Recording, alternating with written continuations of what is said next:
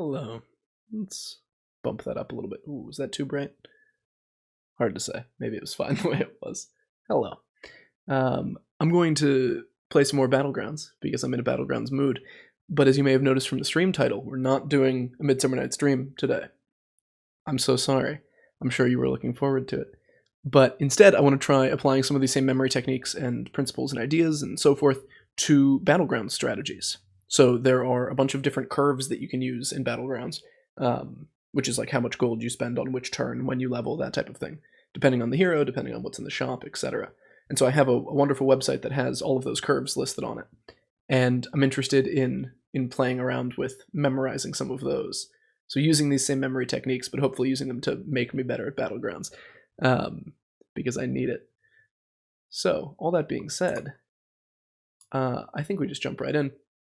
What I don't know right now is if I'm going to bother. Let me also tilt this slightly. Whoop. I don't know if I'm going to alternate necessarily. I think it might be better to kind of do them simultaneously. So I'll be referencing that sheet while I'm playing, and then I'll also be talking about it. And maybe between rounds, I'll switch over, show you the sheet, and we can talk about what we want to memorize. I guess I'll show you a glimpse of it right now. It is this lovely guide, Every Curve You Need to Know in Battlegrounds, by Minder, who has made it free, ad-free and everything, which is very generous. This is their Twitter. Give them a follow as a thank you for putting this out there for free. So I just wanted to give them the appropriate shout out. Thank you, Minder, for this spreadsheet and all of these curves. So these are the sort of standard curves. Level on 4, level again on 7, etc. And then he offers a whole bunch of different curves, like playing as Cthulhu or something that has a 2-cost hero power, or playing as Kurtrus and wanting to pop that at the right time, Toki and Galakrond, Ravam, Scamzerak, Yogg, Eudora, depending on when you dig, and then a couple of other ones that you've probably heard of. Chinese, Jeef, which is becoming increasingly popular, 3-on-3 or 4-on-4. And then it's called the Sleepy Curve. If you roll into a triple token start in the first like 2 shops, first or second round, that's what you should do. So obviously these are rules of thumb. They are not like what is always best no matter what. But it does give a pretty good foundation, sort of like basic strategy in Blackjack? Is that what it's called? Basic strategy, right? So we're going to give this a whirl. Move a few things over. And maybe I'll play a game and then we'll switch over and try to commit to memory a couple of those. I've also got a pen and paper ready to do some note taking. Because as cool as all the memory techniques are, they are not a replacement for, not a complete one-to-one replacement for other methods of studying and remembering, and most importantly, like reviewing material. These aren't like a one-and-done technique. They're just ways to make the reviewing process faster and to make it more efficient, I guess. Anyways. Sneed, Rag, Wag, Syndragosa? It's probably Sneed. Alright. And what I'm kind of curious about is this guide was made before Sneed was an option. I think it was made in like July of this year. So I wonder if Sneed would fit in to something kind of like the Reform. I guess not the Reform curve because you're not getting money from it. So maybe something like the Eudora curve, also not getting something out of it. Hard to say. Maybe Toki or Galakrond is more accurate. But we shall see. It's also possible you don't do like a hero-specific curve for Sneed, and you would instead do something like Chinese or Jeef. Alright, I guess we just take the best thing we can.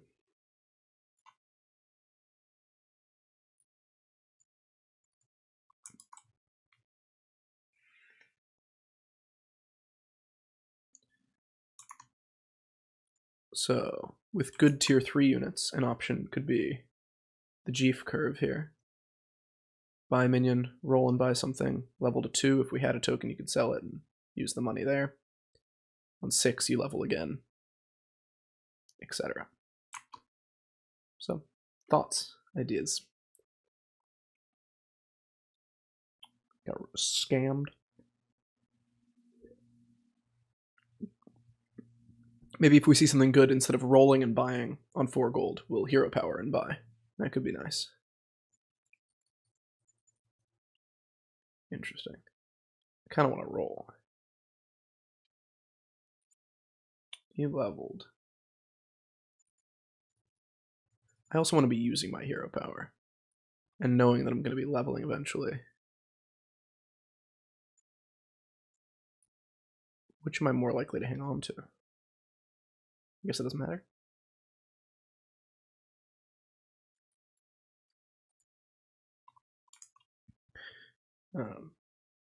So next turn the idea is to level.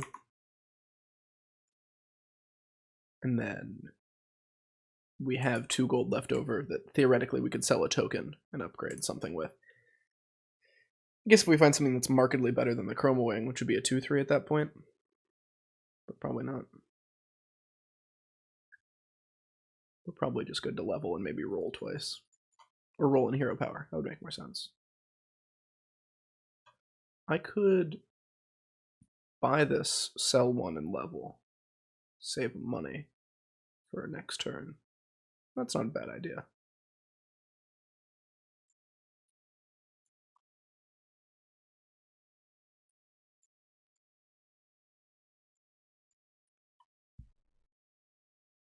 So put that there.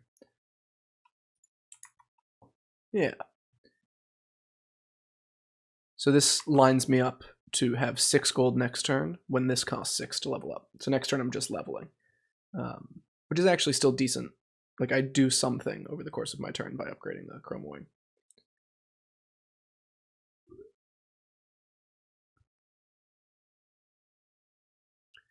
But yeah, the hope is to find something decent on 3. Deflecto could be interesting.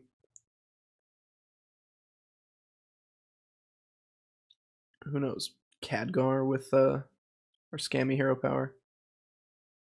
Green Thumb with our scammy hero power. You get the idea.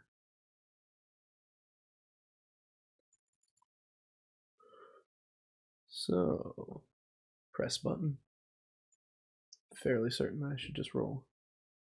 Oh, this is their turn, right? Well, we're just gonna have to see.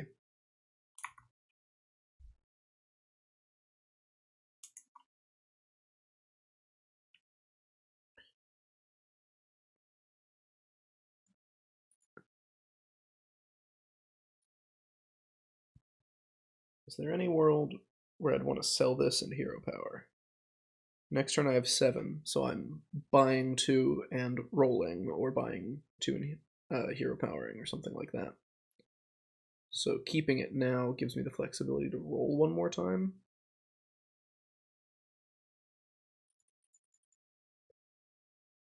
The average thing that comes out of there is probably better than a 1-1 for the purposes of a fight. Hard to say. I think that's only correct because I can only hero power once a turn, obviously. So getting to... That's bad. Bummer. The idea was that I can hero power again this coming turn, where I would have only been able to hero power once, right? I would have missed out on 1 use of this.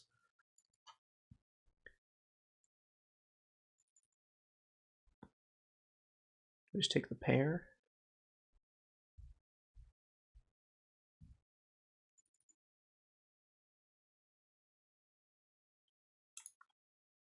I don't think I can afford to level to 4. Is there anything on 4 that's really worth looking for? I don't have a board, so it feels like it's unwise to level. I might roll.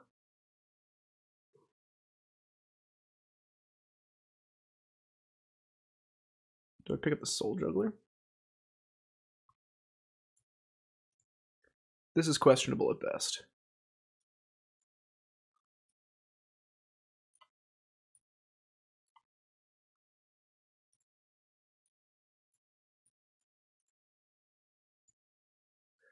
I'm not saying this is a good idea.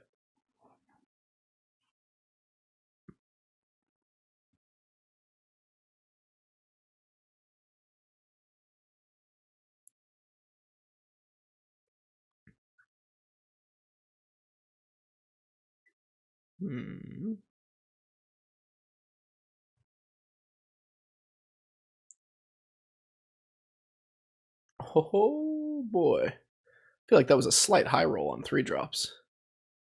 Most of them don't have as much as 4 attack. We'll take it.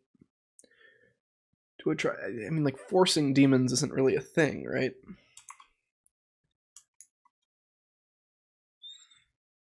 At least it shouldn't be.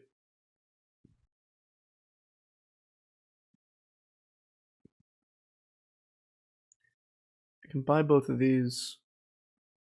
I have 2 gold left. That lets me. No, I don't think I buy the Wrathweaver. I don't think that's correct.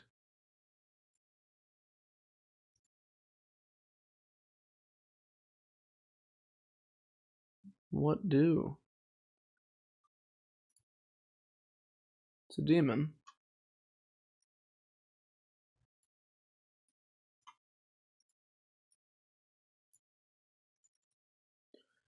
Do I sell this to Hero Power or something? Like Hero Power the Soul Juggler again? Am I keeping this? I presently have a demon. I feel like it was a mistake to buy this. No offense. But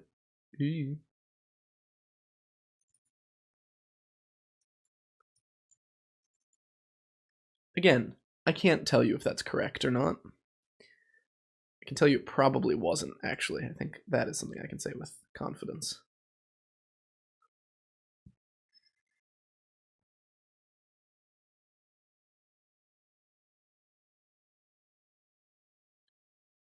Okay. Hey.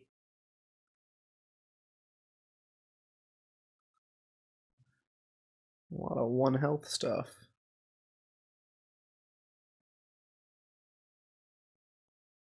Beautiful. Absolutely beautiful. I mean, it's a demon.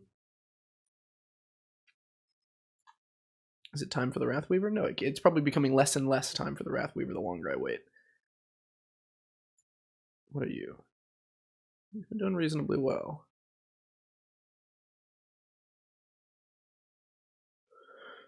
Although beating Arana isn't super impressive. So I'm thinking there's a world where I buy this level in Hero Power.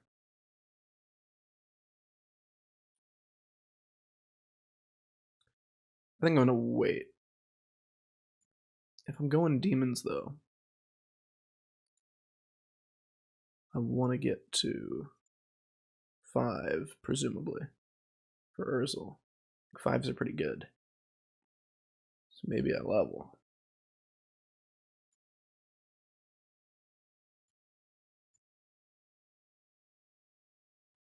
Do I summon 3 3-star units off of this guy?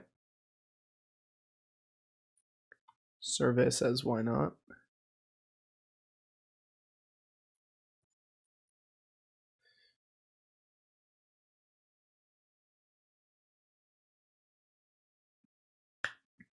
So things I can find on 4 that could be relevant, mostly like Ring Matron.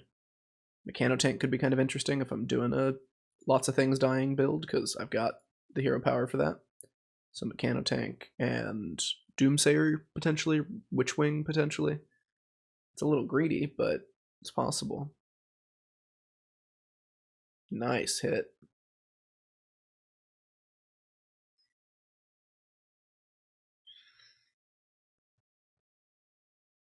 Okay. Oh yeah. It would have taken extra damage if this had died. Would have summoned 3 3-star units. He's lucky. Alright.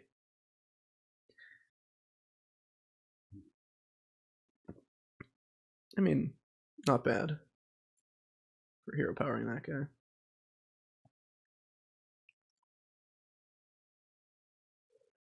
I think I'd do it.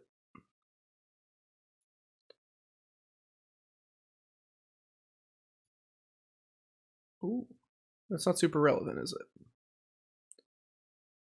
Unless I pick the two of them up. But again, I don't... Is it now time for Wrathweaver? I think I sell you. And I like hero power these. Or not hero power, Argus these.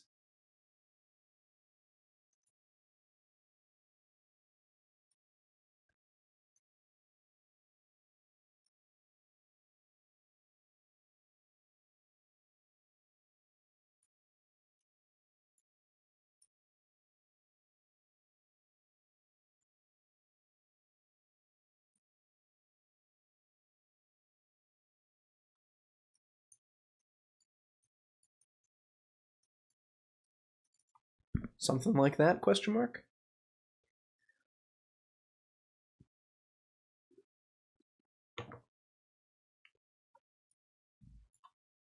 I think I want the stuff that spawns stuff when it dies to be further up than the Doomsayer, so that more things can spawn, if that makes sense. Gets more procs.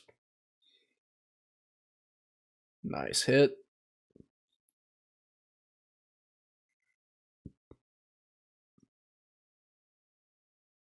Wow. Who knows if this is representative of anything, but I feel pretty good. Hit the, not him. But that's okay.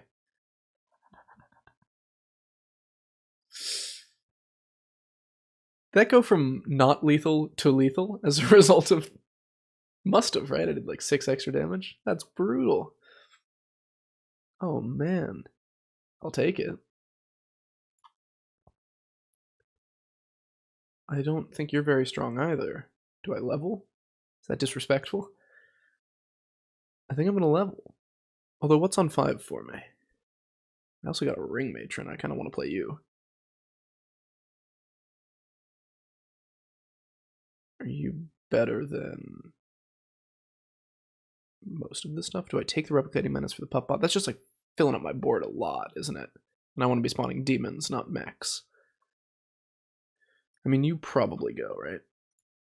I think I level. I've decided, if that wasn't evident. I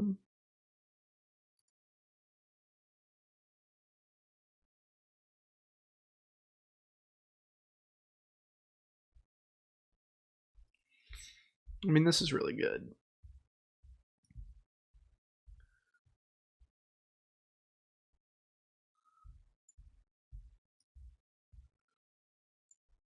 Go with me on this one. I want to spawn another 4. Maybe a 3 when he dies.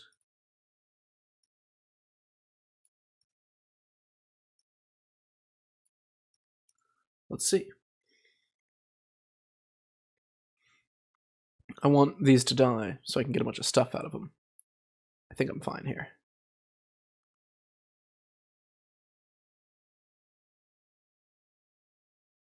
I don't want sticky units. I want stuff that'll just instantly die so that I can get a bunch of free demons. Wow.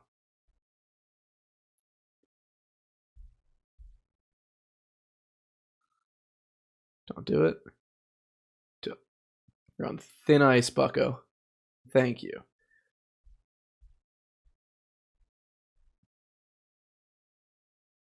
New 4-star. Very dead. Okay.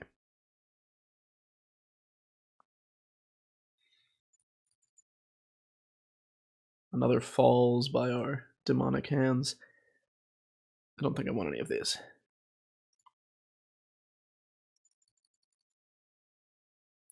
Don't think I want any of these. Do I take you for the pair? What did you have? Nothing I want, Merzond wise. Maybe I just take this for the pair. I feel pretty strong. I can kind of get away with kind of greedy stuff like that. This buffs the dragon. It's a 2/2 of stats. What do I sell though? I don't think it's worth it. No, that can't be right. Whoa. You're just objectively better than Soul Juggler, right? I think. I don't know that it's objectively better, but for the Acolyte of Cthulhu and the stuff that spawns off of my hero power. So I actually think I will pick those up. What else do I sell? Cthulhu?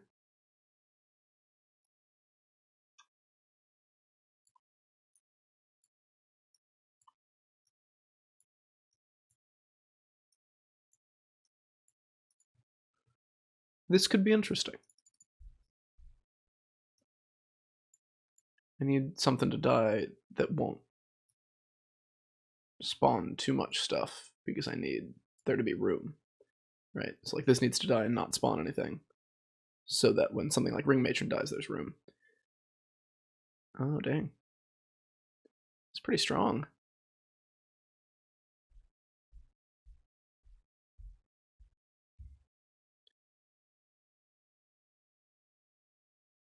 Second pup bot out of that.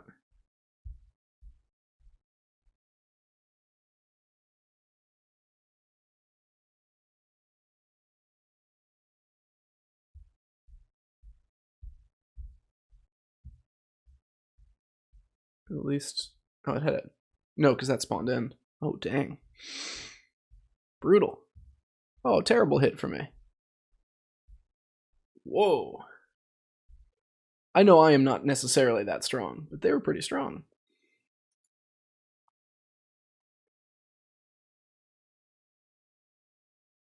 Okay. Don't want any of these. Don't want any of these. Interesting, maybe. Is it interesting? I don't know. Is it?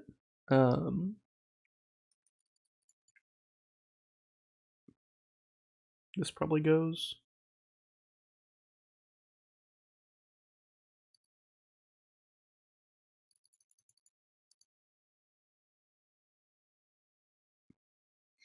Maybe. And a hero power. There probably won't be room for the 5-star unit to spawn, though.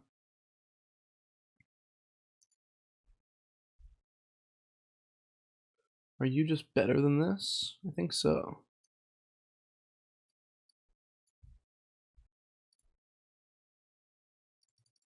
Sorry for selling you earlier. Had to do it.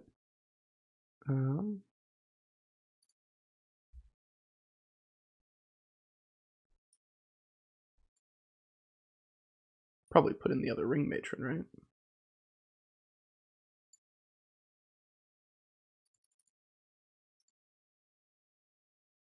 This has probably got to go soon. It's greedy to hold on to it for too much longer. I'd like, a triple this game. I guess I can't complain. AFK didn't. Whoa. Don't do it. Oh, gosh, I'm susceptible to those. That's a triple? Question mark?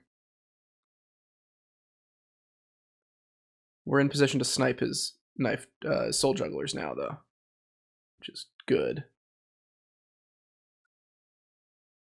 Let me shoot first. Doesn't matter, it worked out. Okay. Whoa. That was kind of wild.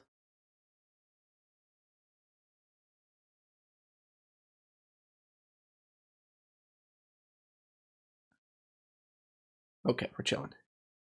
Whoa. I got a lot of money out of that. Oh, an exact lethal. Sorry.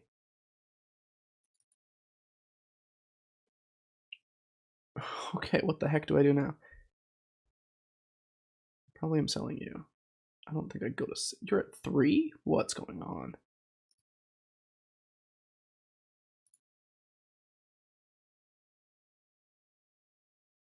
Play this and eat it? Where do I find the room? I gotta triple something.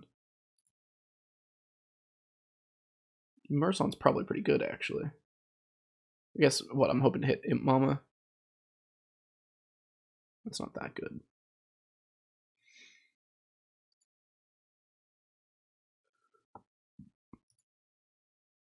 Can someone tell me what I'm rolling for?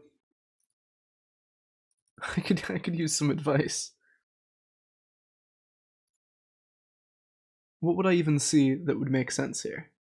I guess one of the 1, 2, 3, 4 pairs One of those would be cool to roll into. I probably just die here because I did not get any stronger. I'm sure there was a correct way to play that turn that took advantage of these buffs and stuff. But I did really foolishly think that, let's see, 1, 2, 3, 4, 5. Sorry. One of the 5 pairs that I have, I might triple into.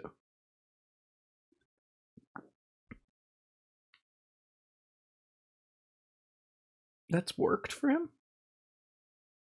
Is it always Puppbot off of Sneeds?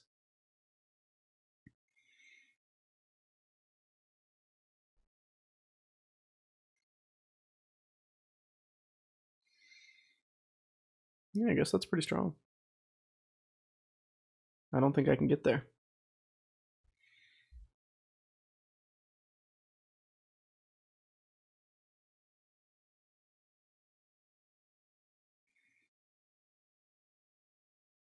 It's good. There's a triple finally. I get to take it into the next game.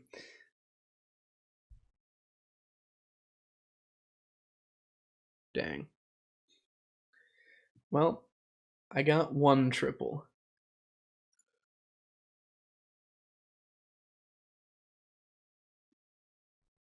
All good. For not having a direction most of the game and holding onto this Doomsayer for way too long, I'm content with 3rd place. Let's take a look at some of these curves I was talking about. So what I tried to do that game was the Jeef curve, in which... So the chart is lovely, by the way. Thank you to Minder for this. It's gives you what hero you should probably play as, what unit types are in the game, what you do on each of the golds, most likely. So these are things you can do if the shops are bad, for instance, and what you're kind of looking for by doing it. So a hero with a 2 gold hero power like Rakanishu or Yogg or Yasharaj, probably. You get the idea. Kind of gives you this idea. Cthulhu, I think, unless they have a separate Cthulhu curve. Yeah, there are 3 different curves for Cthulhu. Which is nuts. Like, there's just so much data here to work with. So I think, why don't we commit to memory the Jeef curve that I just tried? Because these are ones that I think are most likely to come into play. Given their flexibility. They're not like hero or hero power specific.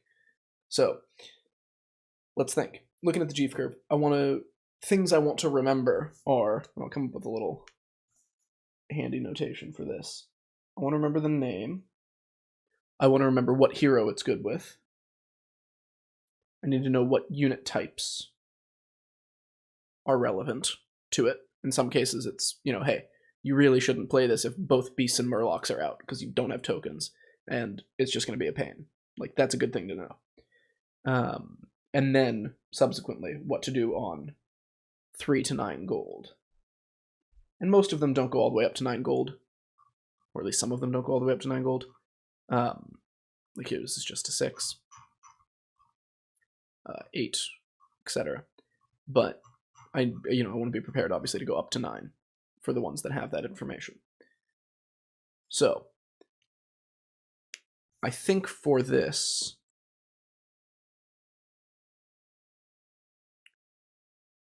in the absence of this would have been good to prepare more ahead of time, but I think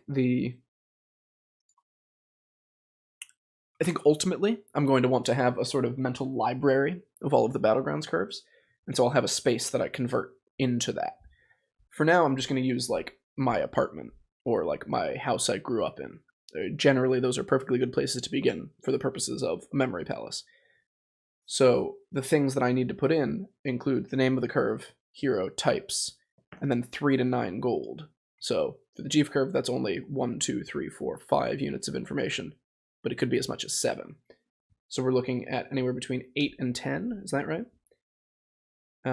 Between 8 and 10 kind of units of information. That's very manageable. And things like the name are very manageable. So, Jeef, I mean, it sounds like beef to me. Maybe that's not what comes to mind for you, but beef, or like beef jerky, maybe combined. So, I'm going to start at my, maybe I'll start at the street coming into my apartment. So at the door, there's going to be beef jerky, like all over the door, threaded through the handles, almost like in an attempt to lock it off. That's beef, and it's curved around the door handles. Jeef curve. And once I step inside and I go to like shuffle my feet on the little mat, let's say my feet were wet, or I stepped on the beef and I want to clean them off. The mat is going to have 3 little teardrops embroidered on it, or like printed on it. And that's to tell me that any hero that benefits from a fast tier 3. And I guess I should say specifically, I should include the adjective fast in there somehow, right? Because I want to differentiate it. There are a couple that say like required unit types are anything with a strong tier 4. Something like that. So, yeah, like this. Strong tier 3 units preferred. So I want to differentiate these two. This is about reaching tier 3 fast. And that any tribes, but particularly those with strong tier 3 units. So I'm going to imagine the 3 tiers that are drawn onto this, mat. I don't know what that is called, where you would like wipe your feet on when you come in. And they're animated. So the embroidery is sort of like moving, and the tiers are falling 3 at a time in sort of like sheets. And they're doing it really quickly. They speed up and they're going faster and faster and faster. And they all have like smiley faces and are giving thumbs up to say that they are good tier 3 units. And the smiling is them being accepting or open to any unit types. So it doesn't matter what unit types, but you need to have good tier 3 stuff available to you. And that is, again, the Jeef curve, or the beef at the start, the 3 tier, moving fast, get to tier 3 fast, and then having good tier 3 units. And then to ordinate 3 through 9, or in this case 3 through 7, what to do. And it's kind of cool because some of them have optional sections where the path sort of forks off. Like there's some where it's roll or hero power and do this thing instead. So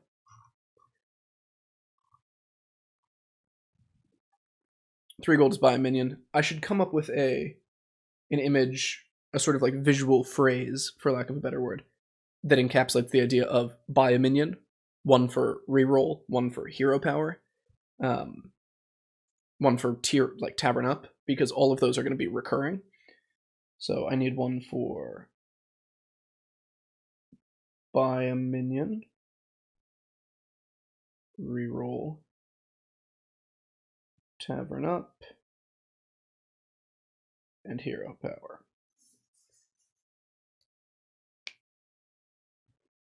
So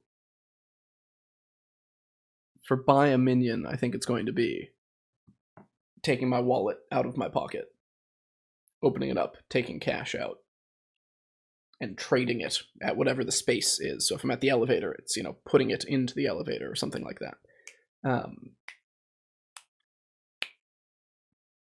Then for taverning up, I think I'm going to picture tankard mug type of things, wooden tankards with metal sort of bracers around them. And that's for taverning up. And clinking those together, liquid splashing everywhere, you get the idea. For hero power, I'm going to picture Harry Potter, because this guide abbreviates hero power as HP, and every time I see that, I think Harry Potter. So I'm going to say that HP, or Harry Potter, is my way of knowing what to do. Let me zoom in a little bit more. I realize it might actually be hard to see. I know if that's better. I'm assuming it's going to be. Yeah, so that's Harry Potter for hero power. Doing any number of things. Just merely Daniel Radcliffe's presence is enough to let me know that I should hero power. Tavern up is tankard clinking. And buy a minion is wallet and exchange. And then for reroll,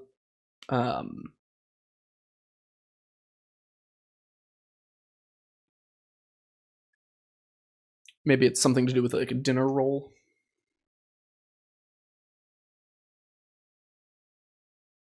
I'll come back to that. I'm less concerned about having an image for reroll because for the most part, rerolling isn't an essential part of the curve. It's always available. So there are things that you're actually doing with your money, taverning up or buying a minion or whatever it might be.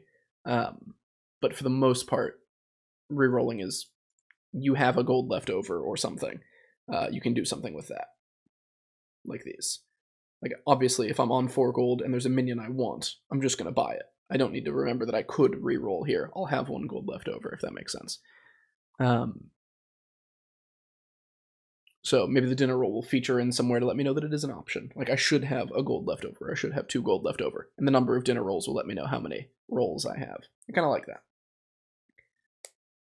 Cool. So, at the front, Jeef, which is beef jerky that's curved. Tiers moving quickly. Tavern tier 3 fast, and then a strong tavern 3. And sorry, I'm gonna make sure one thing's working. And then you need it to be strong tavern 3 units. And then the next spot in the apartment, maybe I'll go off to the left into the lounge and use up some of that space before I go in too much further. But we walk in and there's some chairs that you can sit at, some like, cushy chairs, like a hotel lobby kind of idea. So there, I'm going to take. There's going to be someone sitting there, maybe in a hood, kind of shady, and I take some money out of my pocket, I flatten it out, and I hand it to them, and they hand me a stuffed animal. Let's say will be the sort of image for a minion. Because that's what works for me. It can be something else for you. It can be minions from Despicable Me if that's what you're into. But for me, it's going to be a stuffed animal. And I can think of a few stuffed animals I have owned in the past that I will use as the images. Use one that is specific rather than just, it'll be any old stuffed animal. Have it be, like, I know exactly which teddy bear I'm talking about when I say that it looks like a teddy bear. That will help it, stay cemented in your mind. So I buy a stuffed dog off of this shady man in the lobby of my apartment building. And I need some way of indicating that this is for 3 gold, because I want to be able to loop back to each of these, and readily be able to think ahead to, I'm standing here at 3 gold, but what am I doing on 6 gold, without having to step forward 4, 5, and then 6. This is similar to when I memorized the presidents, having that spread out so that every 5th or 0th, 5th or 10th president is at a window or door, so that I can sort of index that in my mind. So maybe I'll do like a rhyming or phonetic thing here, where 3, 4, 5, 6, 7, 8, 9. This is a really great introductory exercise for mnemonics, which is taking numbers 1 through 10, or 0 through 10, or 0 through 9, and coming up with something that rhymes with each of them, or an image that can represent them. And this is how you can remember phone numbers, or a passcode for something. It's a really sort of fast way. So for 3, I'm going to say tree. For 4, I'll say, could be door, could be core, shore, floor. Maybe I'll just do door. 5, I could do hive, or jive, or live, strive. I think I'll do hive. Like a beehive. 6 can be sticks. 7 can be heaven. It can be 7 as in 7-Eleven. I'm never going to worry about what I'm doing on 11 gold, so I don't think I'll get that confused. So maybe it's a Slurpee from 7-Eleven. 8 can be an Australian person saying mate. It can be someone you know named Kate. It can be a gate, if we're going for the more classic rhyme. Fate. Could be fate.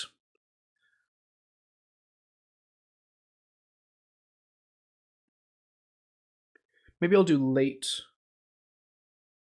And it is the white rabbit from Alice in Wonderland, who is constantly talking about how he is running late and holding a pocket watch. Those are just some good images to work with.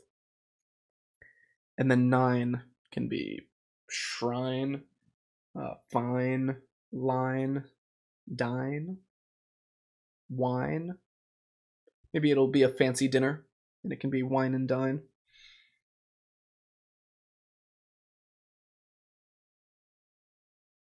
Fancy dinner. Great. So we have tree, door, hive, sticks, Slurpee from 7-Eleven. 8 is late, the white rabbit running late, and 9 is wine and dine, a fancy dinner. So I will have those sort of characters or images or motifs stationed at each of these spots. And that'll be part of this sort of conglomerate collage image that lets me know what the hell is going on here.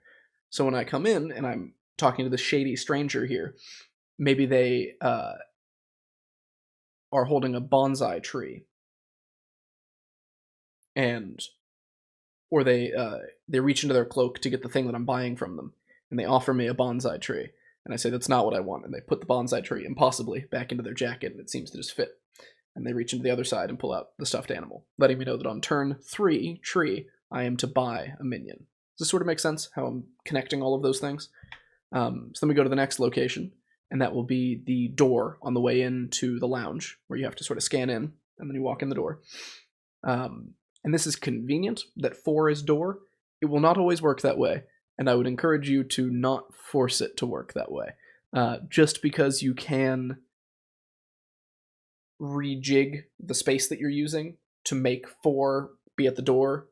The best way I can describe this, if you walk in and 3 is here and 4 would be here because 5 is here, does that make any sense?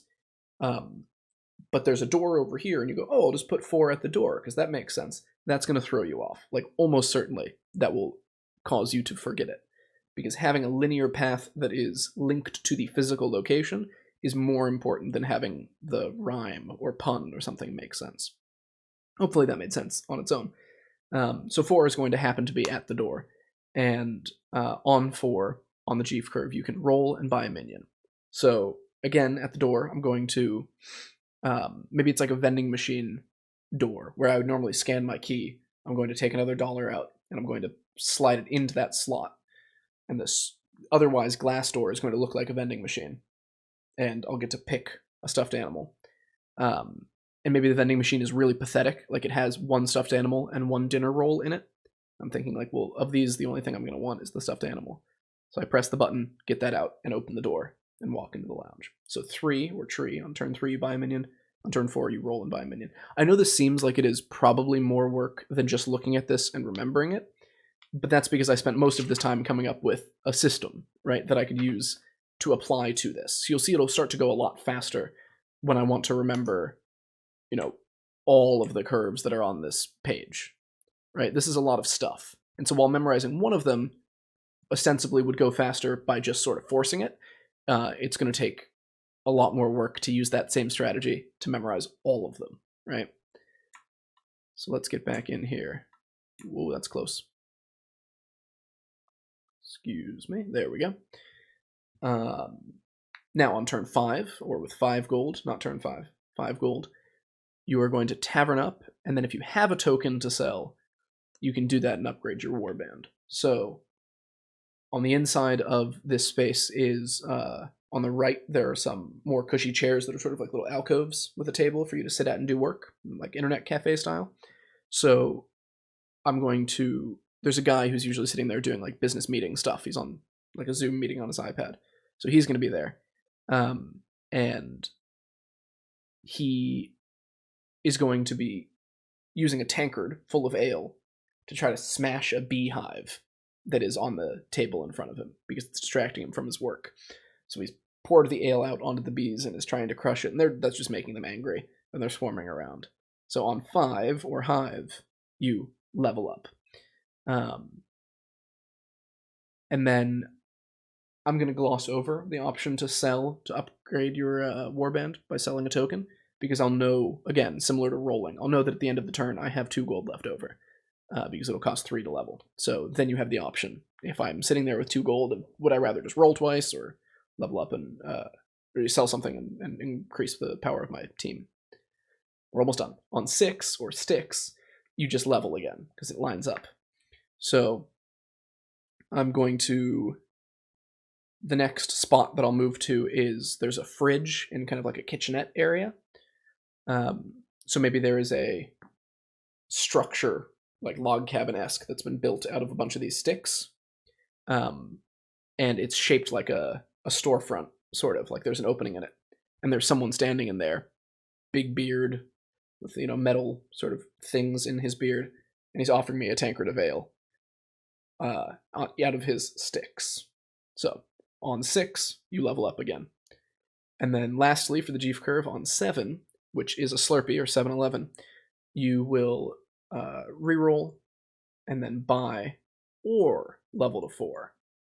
So for this sort of like split idea, I'm going to color code them for my sake. I'm going to say like red and blue as the 2 things that you could do. You could do the red path or the blue path. So the next sort of spot, there's a little coffee machine. And so on 7, I'm going to go to the coffee machine and put a mug under it and press a button. But instead of coffee coming out, it is a Slurpee, a 7-Eleven Slurpee, in a variety of colors. And if I look to my left from there, I have the option to, let's see, it'd be roll and buy 2 things. So there's going to be a person standing there with an empty cup, say, and holding 2 animals, 2 stuffed animals, and saying, I'll trade you these 2 for that cup. Like, I'll buy that Slurpee off of you for these 2. And I have the choice there. And if I turn to the right, my other option from where I came was the tavern guy with the sticks is offering to clink and toast my Slurpee mug with his tankard. So those are my choices. And I'll say that he has got a red beard and has got a red tankard, and the 2 stuffed animals are both blue. So blue and red to differentiate those, that I can't do both. I can either buy 2 minions or I can level up. I'm going to run through this really quickly so we can get back into a game. And I'll get rid of this, or I guess you can look at it. I promise I'm looking away. I'll tab out. The Jeef curve. It is called the Jeef curve. It is good for any hero that benefits from getting to Tavern 3 quickly, and it is good when there are strong tier 3 units in the game. On 3 gold, you will buy a minion. On 4 gold, you will roll and buy a minion, or buy a minion and roll. On 5 gold, you will tavern up. On 5 gold, you'll tavern up, and you have the option to sell a token and level beyond that. And then on 6 gold, you will level up. And then on 7 gold, you have the option to either level up or buy 2 minions and roll once. There it is. Boom, bada bop. Let's just play the game now.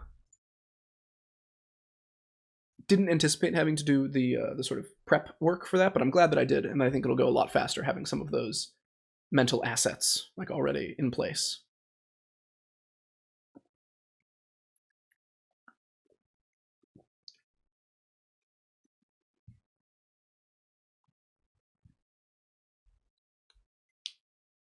It's taking its time.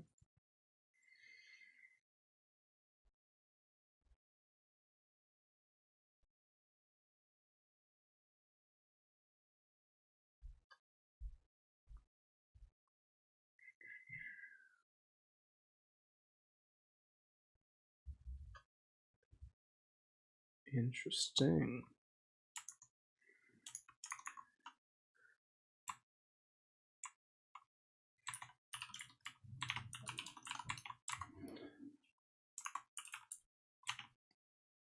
Maybe Syndragosa? Maybe not. What's in? Pirates, Elementals, and Murlocs. Maybe I'll go George. With no mechs.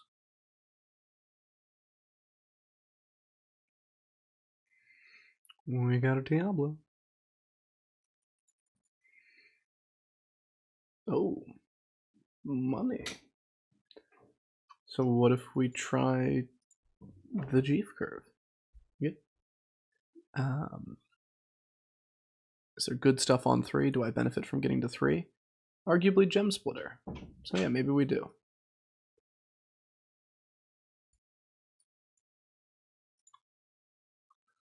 I mean, I definitely freeze for that. My alternative is Chinese here.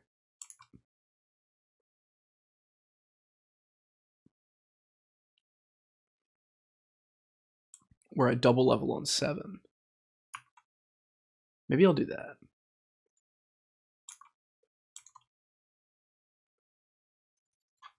Because I kind of like the idea of getting to a higher tavern tier and finding minions I really want so that I can hero power them.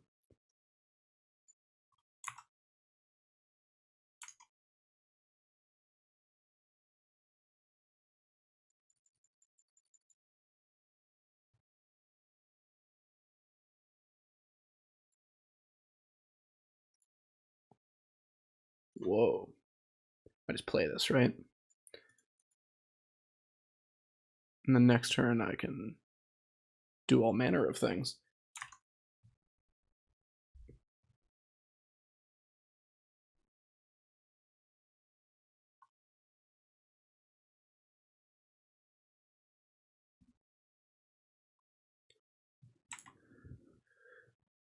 So next turn, if I'd prefer to stay on Jeef purposes, I'll be at 5 gold, which would typically be leveling up. And then I would have 2 gold left over. I'll now have 3 gold left over. So I might just level and like buy the Tidehunter. You really just got a trip? Dang, dude. I don't know if you can hear that dog barking. So if I level and buy the Tidehunter, on 6 gold I just level.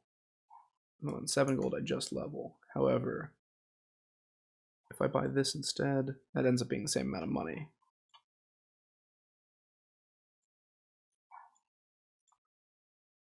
Maybe a mistake to freeze there. Yeah, so here I'll level. Like next turn I probably level. It costs 6, I have 6.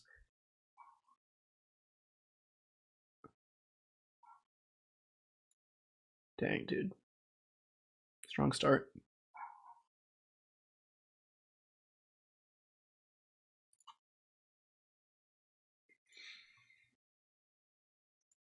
Bonk.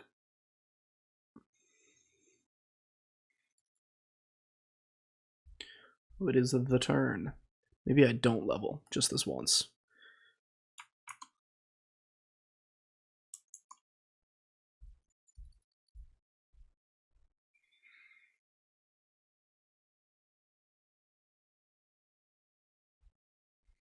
The level, if I do, it'll cost 5. Next turn, it'll cost 4, and I'm at 7.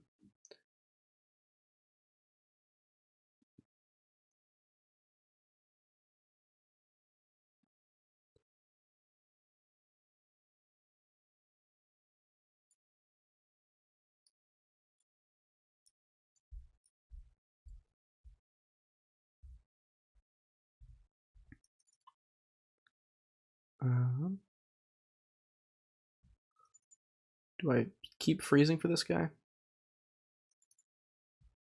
Probably not, but I'm going to. How do you like that?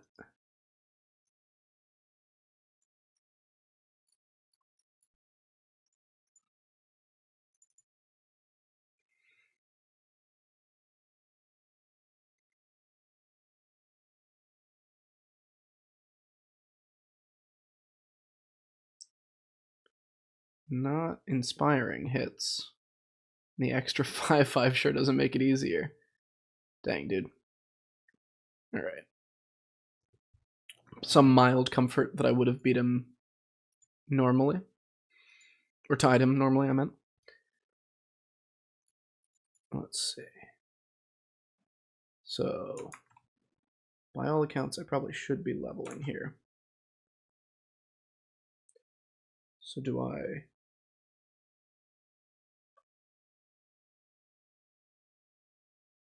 level for 5, sell something and buy this to make going to 4 cheaper? What's on 4 for me? Some stuff? Hard to say.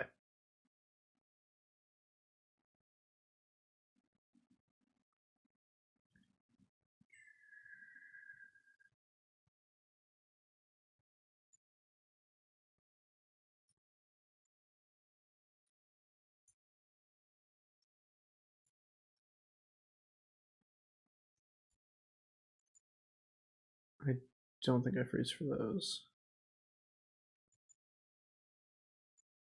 Hard to say. So next turn it'll cost 6 to level up. Unless I, just roll into that Suave triple. And then we go from there. What's going on here? You still playing? You went to 4. Okay. Damage cap territory, friend. Wait a second. Alright.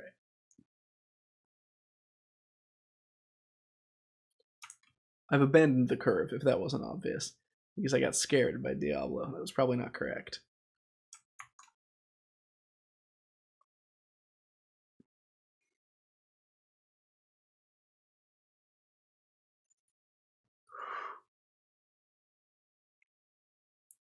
Two people we lost to are both pretty strong, so I don't feel super confident I can beat them. I don't feel very strong. So maybe it's roll and buy stuff and stuff.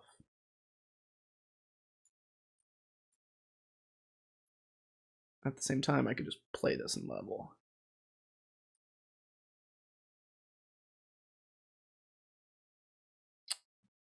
Dang, it's tempting.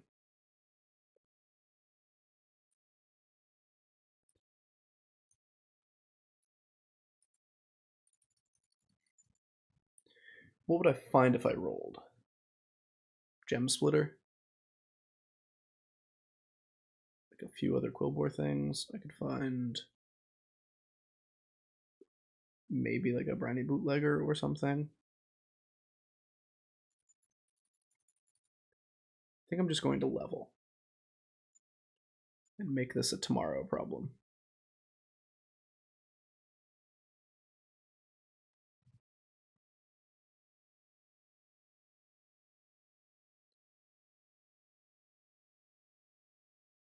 Right side, this almost always gets value. Except in this one instance. Okay.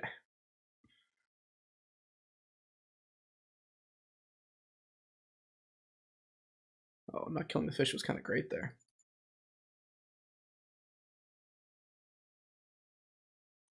Didn't line up nicely for me. But that's okay.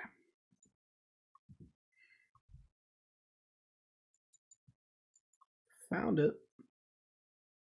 I'm assuming I still want it.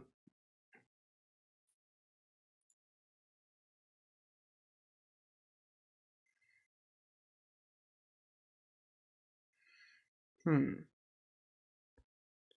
this is a Divine Shield unit. And I could give the Gem Splitter itself Divine Shield. And I know I'm selling 2 things, so I can roll a little bit. Unless I would rather sell one thing and cycle this. And then sell the other thing. Okay, sell these 2. Cycle this, is that better than rolling?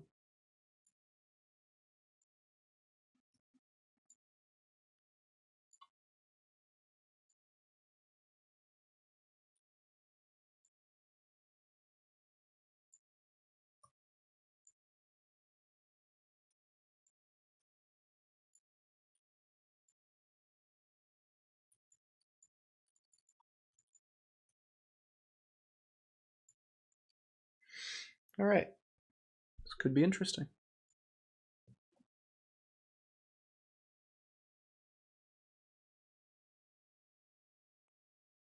I was certain I was going to sneeze.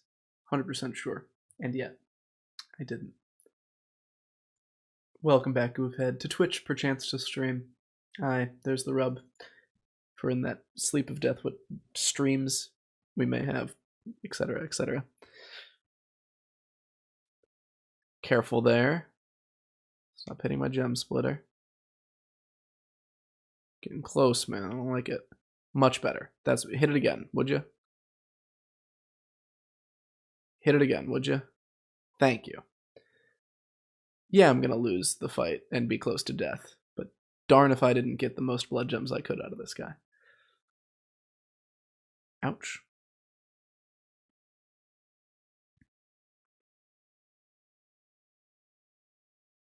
Banner boar's interesting. Hello, Diablo. Please don't kill me.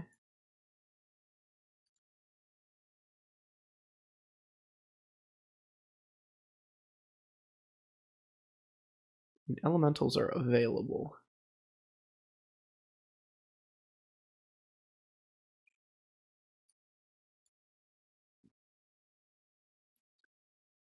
Merely a flesh wound.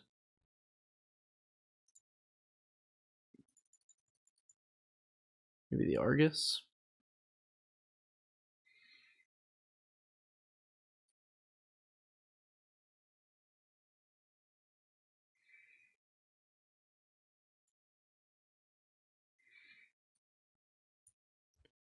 I'm thinking it would be like,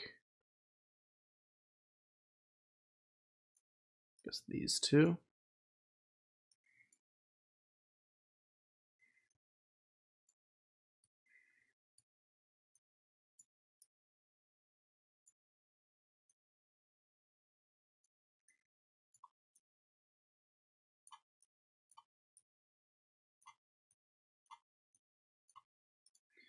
Something like that.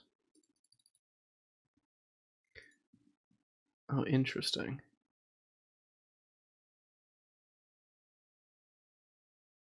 Hit the one on the left, would you? Nice. Nice Khadgar.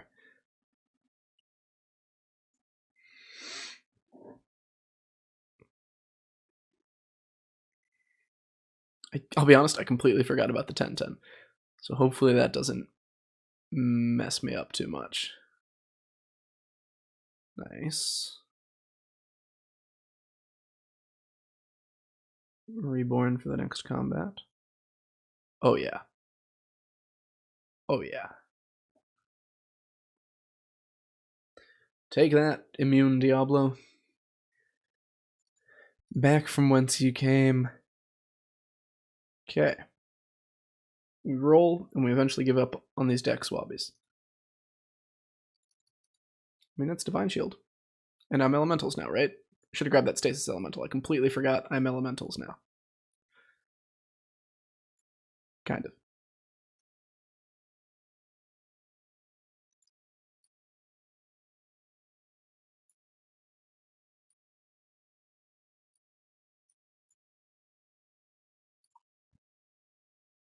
Whoa.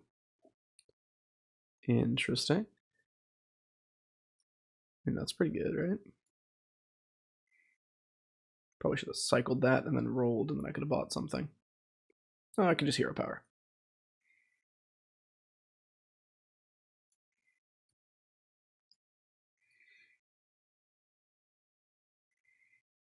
I mean, this is more meaningful this turn.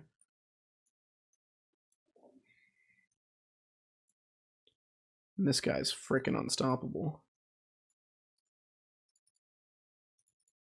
So, this could be kind of interesting.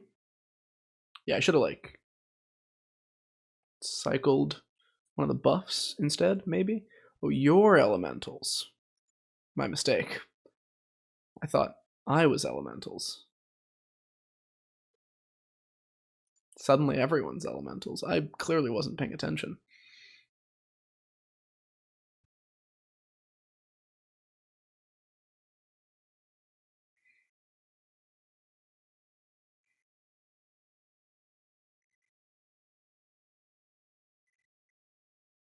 Oh, you had the opportunity for greatness, Banner Boy. You hear? Greatness. Alas, no.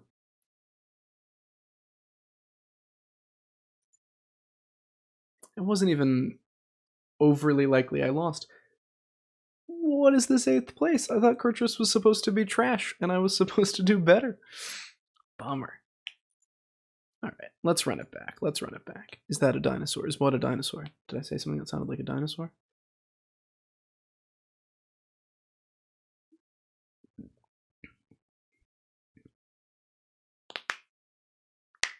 Oh, it is on my shirt. Yeah, I completely forgot.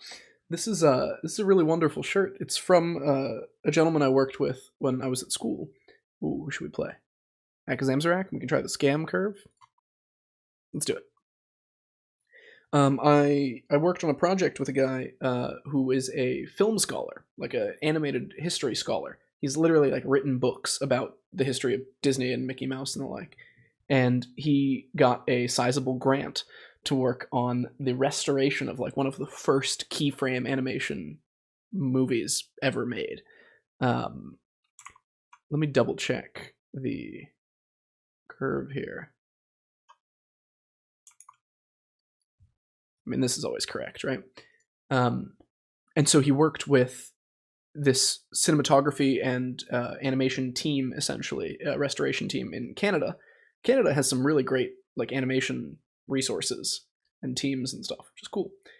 And they basically took the physical panels of these illustrations that this guy made that still existed and reconstructed this animation that he made that he used to tour as like a vaudeville act. So he would go and perform in vaudeville. Thanks for the follow, 100 Pico. Welcome. Beautiful hit. So he would tour in vaudeville with this animation. And this was like, movies were starting to become a thing. They weren't a thing yet. But I should say, the guy's name is Winsor McKay. Winsor McKay. This is more powerful in the short term. Am I selling anytime soon? Nah. And then Ice Block. Nice.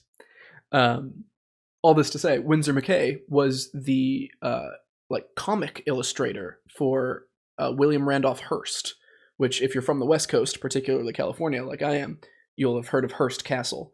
But if you like took an AP US history class or something, you've probably heard of William Randolph Hearst, who was like the newspaper magnate. And so he hired Winsor McKay as his cartoonist. Like all of McKay's cartoons were in Hearst's publications. And apparently there was some tension with Winsor doing these vaudeville shows when he was technically supposed to be doing the cartoons for Hearst. And I think Hearst doubted whether or not he was giving it his full dedication or whatever. On 5, I'm probably going to just buy something. Roll in hero power. I don't think I want any of these. I don't think I want any of these either, but I think I'm going to take one. I mean, would this ever change my choice? That's on my turn, right? That's permanent. So that's pretty good. So all of that to say, sorry for the brief animation history lesson. So Winsor McKay did these vaudeville shows with this dinosaur. Like, this is literally what the drawing looked like. So he hand drew on like rice paper with a pen and like a nib and ink in an inkwell, hand drew all of the frames and then mounted them on wooden boards and slid the board into like a jig and took a picture of it with a camera. And so there were little marking lines on the corners so that it was lined up with the camera.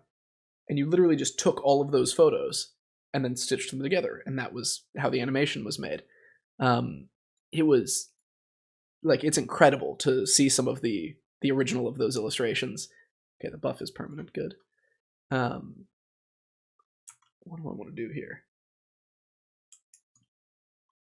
Level by this hero power, or do I buy this, play it, and level? This is stronger for now. I'll keep buffing my stuff. So the gentleman that I worked with, who was a professor, had worked with this team in Canada, reconstructed the the film, like the actual animations, as faithfully as they could to what it would have been when McKay was touring in vaudeville circuits. And he also wrote a play to go with it that was called Windsor and Gertie, about Gertie the dinosaur, named for Gertrude Hoffman, who was a popular dancer and vaudeville performer at the time, and about Windsor McKay. And in it, there's a snippet that is, as best as we can estimate, the vaudeville act. And so it's Windsor interacting with Gertie the dinosaur, which is like so brilliant. And that's something that magicians and performers still do today. This idea of like film to life. If you've ever seen people do tricks where they like take their phone and seemingly like grab a dollar bill out of their phone or reach their hand into their iPad or something, that's the same premise. But Windsor McKay was doing it with keyframe animation that he hand drew himself. Like, just awesome. And so all this to say, I worked on this project with him and had a chance to perform in it a few times. And he sent me and gave me this shirt as a thank you, which is very sweet, and I love it very much. It's one of my favorite shirts. Hell am I doing?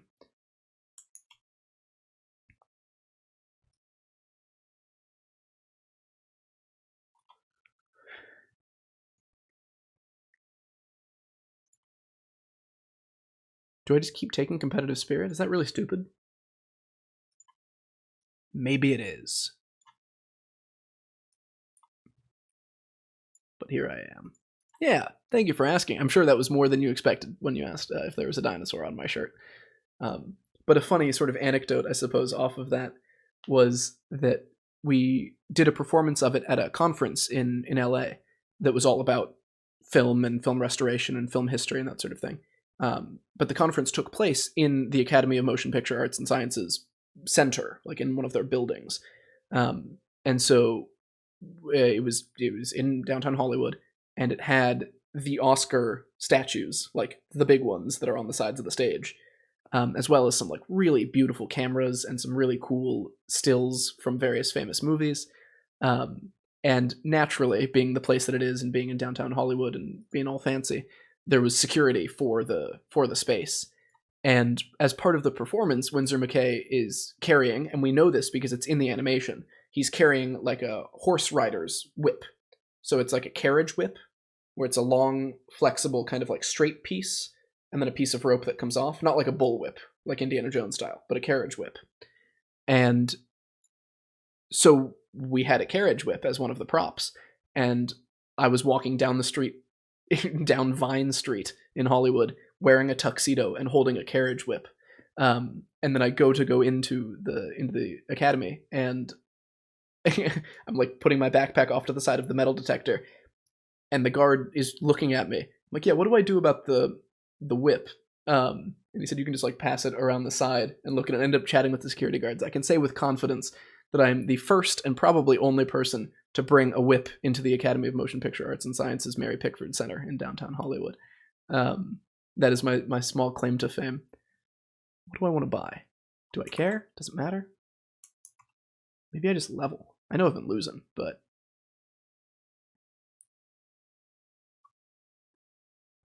go level. Because those get stronger. Do I want to buy anything? This would let me get a pair up and hero power. Do I just keep taking competitive spirit?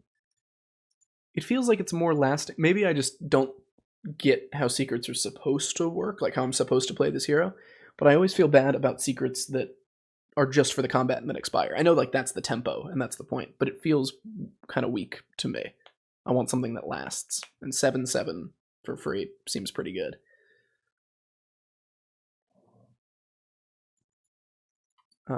So yes, it is a dinosaur on my shirt. I'm just gonna wrap. I'm gonna wrap that up now. But yeah,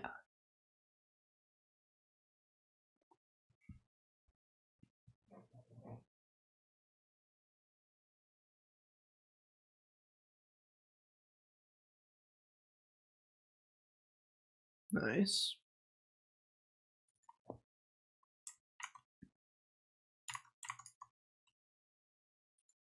All right.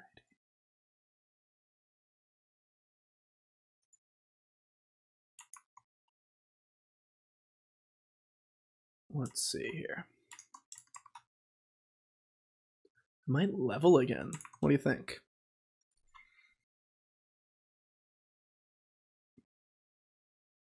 So far, my scaling has been always rolling competitive spirit off of my hero power, which is probably not a good idea in the long term. But maybe I like sell the cat, level by the sewer rat. Doesn't let me hero power. Do I care? Maybe I level and roll once and then hero power. I should probably end on the sewer rat. It's just objectively has more upside potentially. Been sort of on autopilot this game because you got me talking about dinosaurs and animation.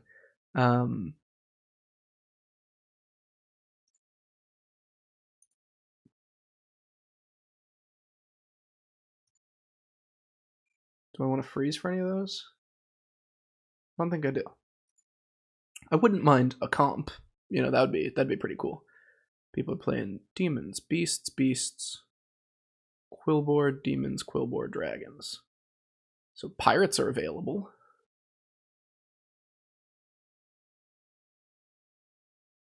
Pirates should be very available. Oh my gosh, I feel gross. Sniping the fish. Oh, it's a thing of beauty. Sniping the soul juggler. Oh. That's just lovely. Lovely. Yeah, dinosaurs are cool, man. Dinosaurs are cool. You're so right.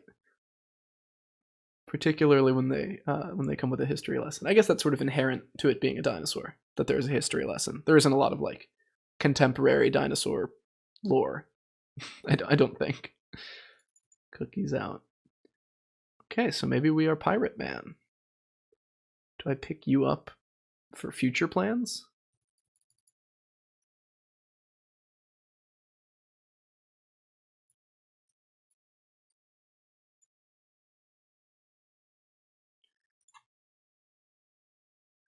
I mean, that'd be pretty decent to cycle into. Do I sell the Spawnozoth?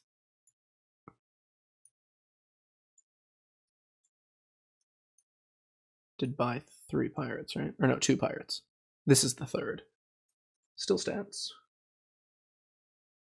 Doing that kind of gets in the way of my the plan of doing the sort of scam build with Eliza, because you want this to die. If I taunted, that would help, but probably just hero power here. Hold over.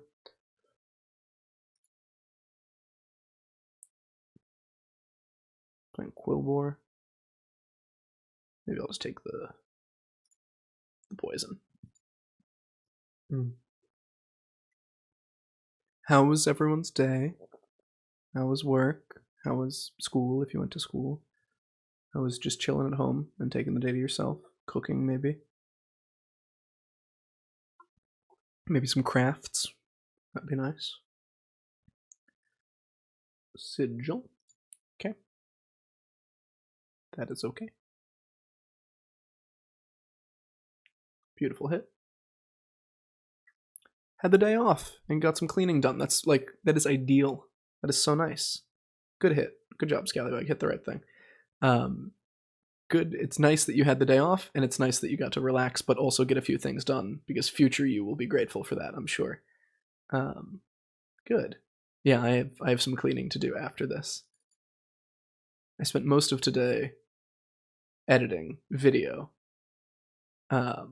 But okay, at least I get some loot for my life. But I did a couple of voiceover auditions as well, which has been fun. That's been something I've been getting into more seriously. So I recorded a couple of those, edited those down, and sent them off. Oh, stuff. Things are happening. Do I go for a 6? Is that a terrible idea? But it could be Eliza. What if it's Eliza? I have the Khadgar and double Scallywag, and then the Argus in the shop. I think I have to go for a 7. Or 6. I have to pay 7 to go for a 6. Plus this thing will be thick. Or not thick, I guess. It'll be top heavy. Eliza? That's not Eliza. Dang. What's best here? I mean, Char goes 6/6 a turn.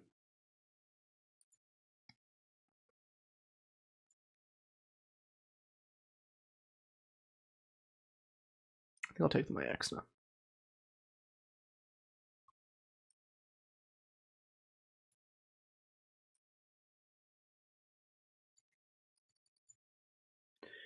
Do I sell this now? I think I'm freezing for the Arguses, by the way. Do I sell this now to hero power and end on like the Khadgar? And then the Spawn-Azoth would be the next thing to go? I think that is fine. I'll take it.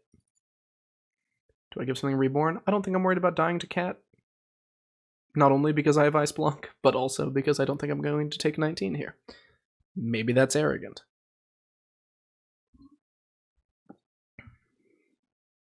Glad to have put Eliza a little further. Khadgar and my Exna a little further back.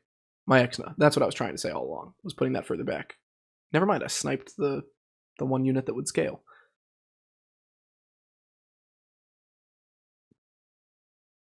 Gosh, I would really like to get an Eliza.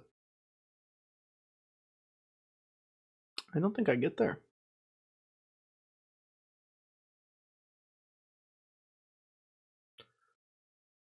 That is a wash, right? Didn't matter which one I hit there.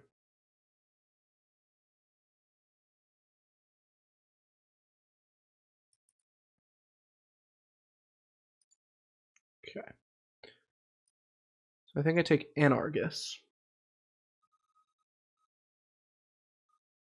This was 2 turns ago. Okay. And then I think I roll. Spore could be appealing against if he just has big Quilboars.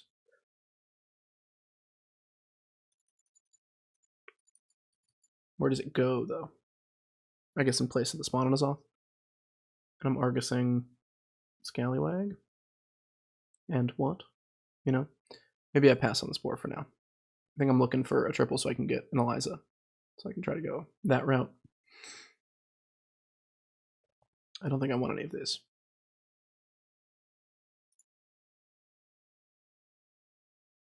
I don't think I want any of these. Yikes.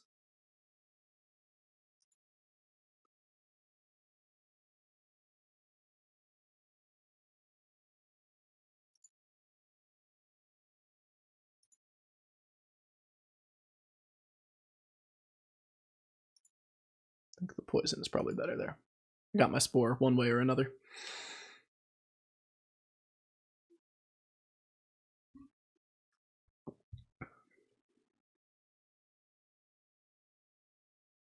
Definitely not as big as I expected. I love that his Deadly Spore just functioned as a 5/1 there against a 5 health minion because of the Ground Shaker. Nice. I'm not gonna lie, those Acolytic Cthuns have been kind of sweet. Do the right thing. Almost. Okay. Okay. Could have been worse. Yeesh.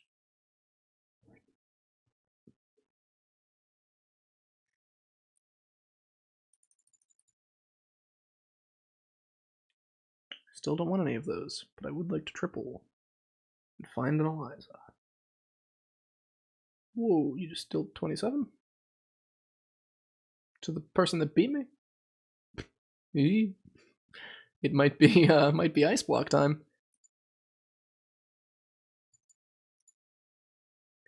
Show me. Eliza. These don't look like Eliza.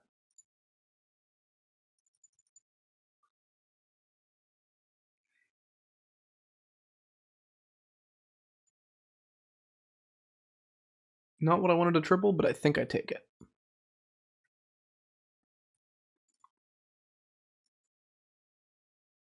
Notable lack of Eliza here. I have one of everything, so there's no way to guarantee that it is a what is the word I'm looking for? A pirate. There's no guarantee that Home will give me pirates, but I don't really want him to necessarily. So maybe I just take the zap. And I reborn yield my Exna.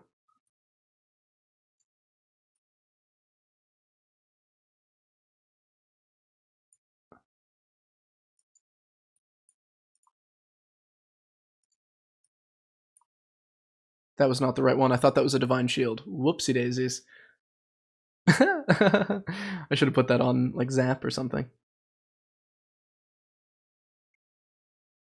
That's big, but that had a lot of attack, so I'm not that scared. Not getting a whole lot of Chadgar value here. It's kind of to be expected. Feel bad about one iteration of this Myexna going in there. It's not ideal. Oh, Khadgar Emperor Cobra combo. I didn't consider that's how the trap would work. And the reborn on Myexna. That's actually awesome.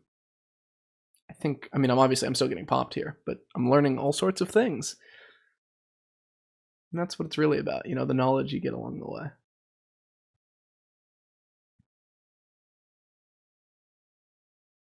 Can't believe I gave him an extra card after all that.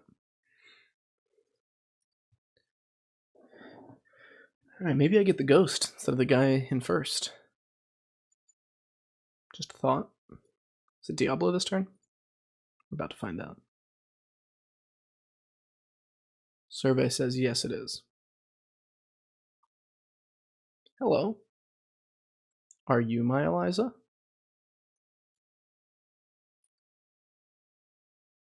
It is.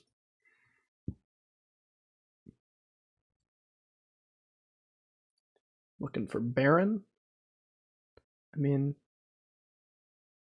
poison would not be bad.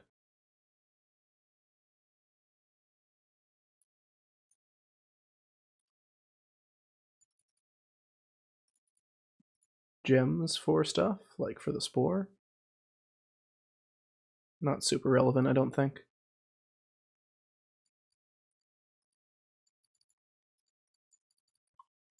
I probably have to get rid of this because it'll clog this up. Is that true? Ice block? These don't look like ice block.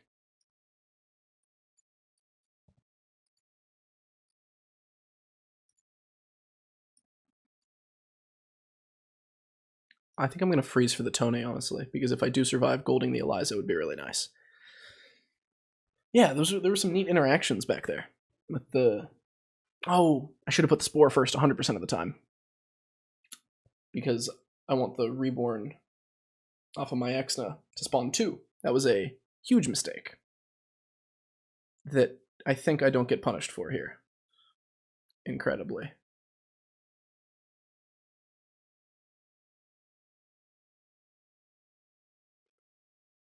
That's like crazy how significant that ends up being. That was a beautiful breakpoint, by the way. Oh my god, thank you, Eliza.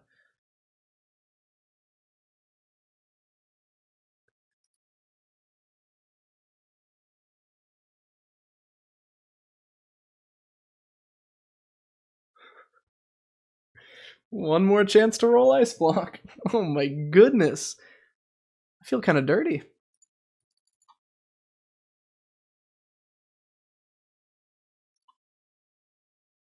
Notable lack of Ice Block here. I don't know if anyone else is seeing the lack of Ice Block, but I sure am. Yeah, it was clutch. The some of those hits definitely came in clutch. Is it really stupid to take the Tony now? It probably is, right? That's probably way too greedy.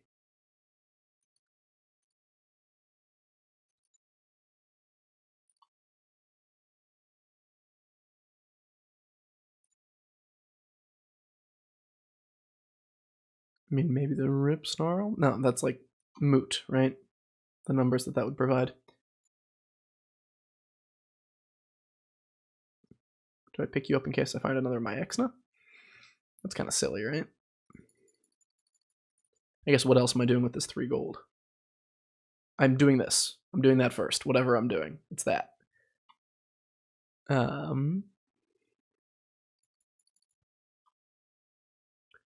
Maybe I do just pick this up.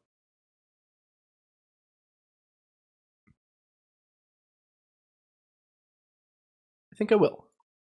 And I'm going to rip this, which is super relevant for my build. I'm feeling a little dodgy about not having ice block. I didn't realize that I was not supposed to win that fight against Diablo. Like I felt like I wasn't supposed to. Obviously, I did not feel strong. But to have it affirmed like that. Okay, interesting. This could be bad.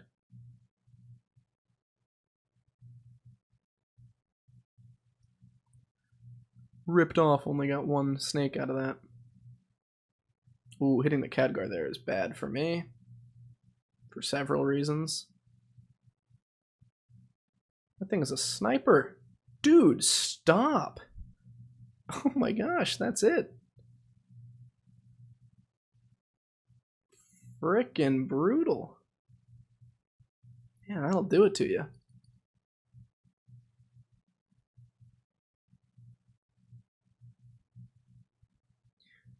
I'll take it. You know, I'll take it.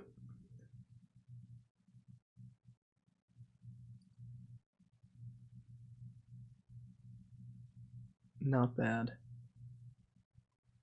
Yeah, moving up little by little. I haven't been keeping track of what my MMR was when I started streaming. It was lower than this, if only by a little bit. I'll be honest, I'm in a bit of a give my brain a rest mood. I think I'm just going to play like 1 or 2 more rounds of Battlegrounds and not worry as much about memorizing today. We did memorize the Jeef curve, which, for reference, is buy a minion on 3, roll and buy a minion on 4, level, and if you have a token to sell, you can do that and upgrade on 5, tavern up on 6, tavern up on 7, or on 7 you could buy 2 minions and roll. Ooh, Cthulhu. I like Cthulhu. I think I'm taking Cthulhu. And then I want to show you there are actually 3 different Cthulhu curves. Peep this. So, because I am still sloppy, I did not keep track of which units are in. There are no Quillboars, Murlocs, or Dragons. So, that's doable. So we'll see if I find a token in this first roll or not.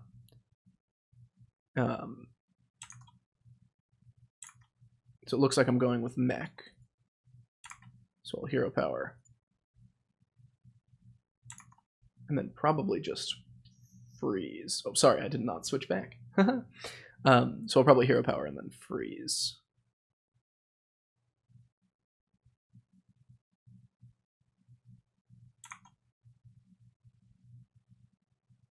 Unless I'd rather roll. What am I trying to find if I roll? Like, I want a Divine Shield unit, and that is one.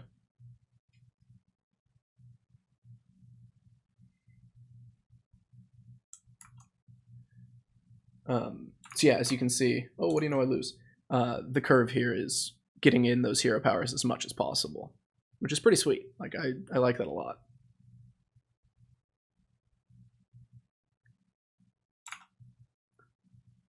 So I think I just do this. It absolutely would have been more correct in every way to cycle the Refreshing Anomaly and then hero power. I'm aware of this, but I'm only aware of it after having made the mistake. Thank you. Oh well, I'll survive. Do I have to? No, we're good. So, yeah, the idea is to squeeze in the hero power several times. Next turn, I buy the pup bot and hero power again. And then I basically just keep that up, and eventually you level up to 2. So, it could be fun to memorize the Cthulhu curves. Cthulhu is one of my favorite heroes. Not because I'm good as Cthulhu, but because I think it's really cool. And I like the premise of incrementally increasing your stats every turn. Like, that's just appealing to me.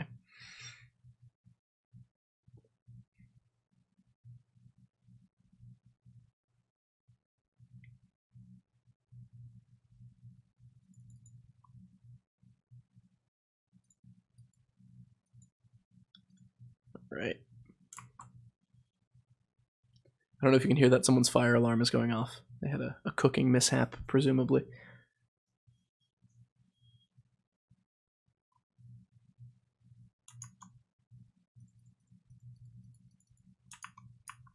All right.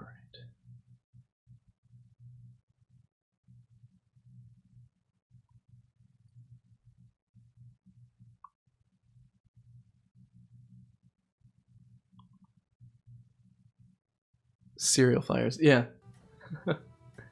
Notably, for those of you not actively looking at the chat, it's cereal, like the grain, as opposed to cereal, like with repetition fires. Cereal fires, like cereal that is on fire. I think we've only set the fire alarm off once, and it was because of potatoes. It was more because of the seasoning that was on the potatoes in the oven. Gray bow. I don't feel that bad about this.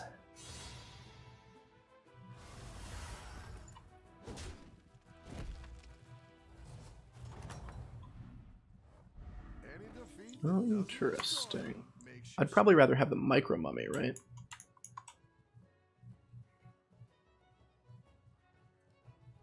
Like, I want the swabbies because I'm greedy like that, but I think the micro mummy is more correct here. Because it can proc potentially for something like Deflecto. It's another mech. It's magnetizable with module.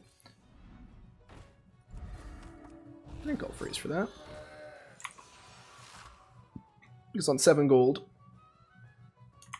I'm going to level to Tavern 2, buy a minion, and hero power, which is all lined up for me here. But, yeah.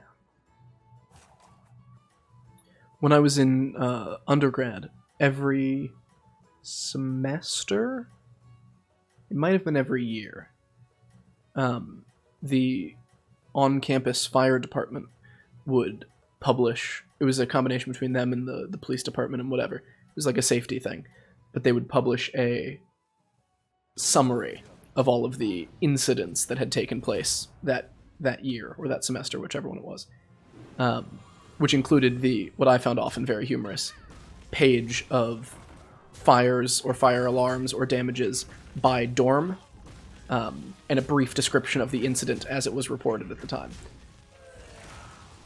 Beautiful.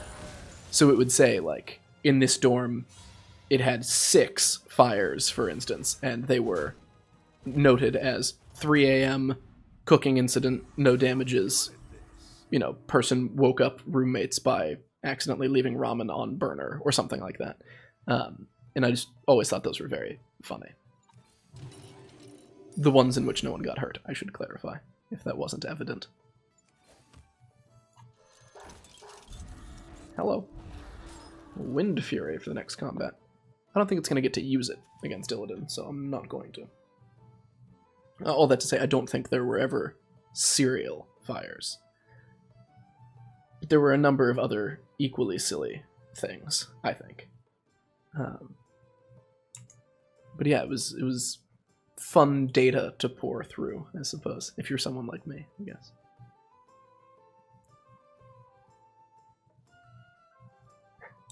I promise, yeah, someone says, I can't wait to get undergrad over with.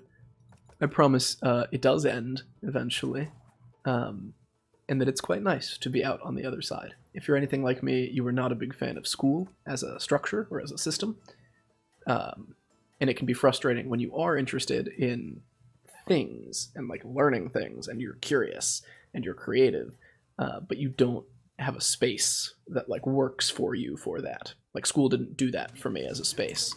And so I kind of had to like make it my own space, and that usually meant figuring stuff out. Did every single buff dodge this pup bot? That's incredible. So like fostering relationships with professors, or joining clubs, or making clubs, or like making projects if the projects you were interested in didn't exist. And I know that's like really cliche. Okay, it was a leapfrogger buff, nothing spawns. But if there's isn't anything going on there that you would like want to be a part of, then make the stuff that you would want to be a part of, you know? That's my soapbox. It is now being put away. But I promise you will get through undergrad. At whatever pace, in whatever way that you do. And it will not necessarily look like the way that everyone else got through undergrad, and that is fine. It does not have to. That is not how it works. You are figuring stuff out, so take your time to figure it out and get the most out of it for you. Do I Wind Fury this for a complete tone shift? Do I...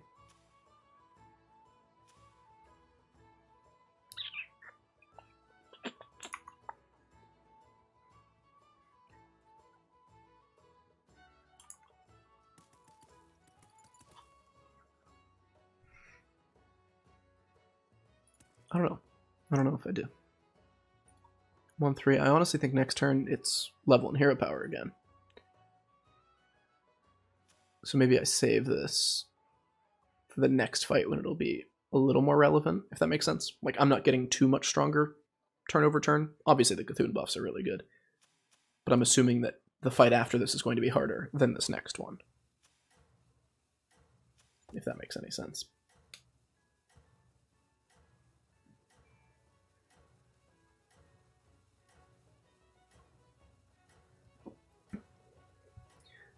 Yeah. Yeah, it can feel really daunting when you have a lot of time ahead of you for it. I can empathize. But, like you said, it must be done. And if it must, right, assuming on the assumption that it is something that you want to do and that you're going to follow through on, which isn't, it doesn't have to be, right? But if it is, then I think you already have the right mindset, which is, I gotta do it. And so then you just do it. And, like, sometimes it's not fun, and other times it's, like, really fun and wonderful. But you gotta do it. Or it must be done. Nice work out there. Alright. Do I take a 4?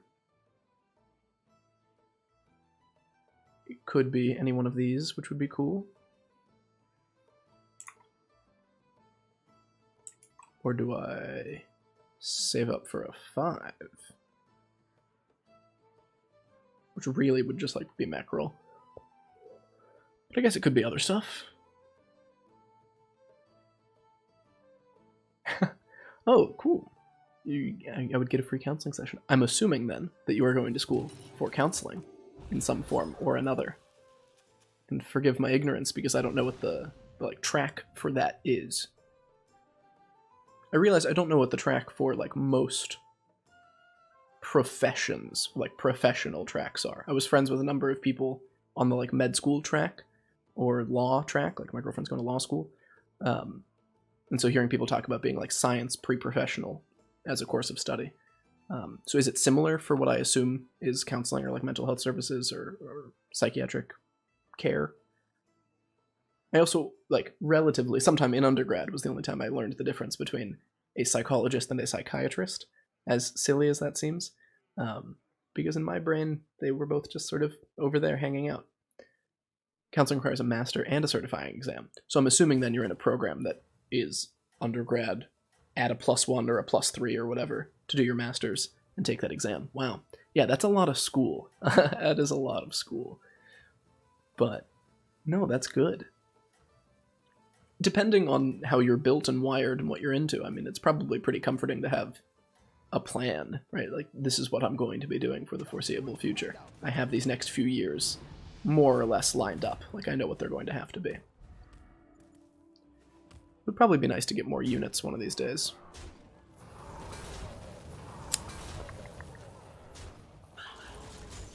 But until then, I'm going to cheese out victories. I'm gonna have, like, no units in a second here, as I consolidate down to 2. Alright. Show me the money. Exactly what you were looking for.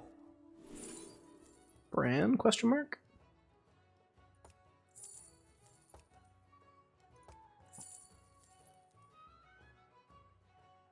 What do you think?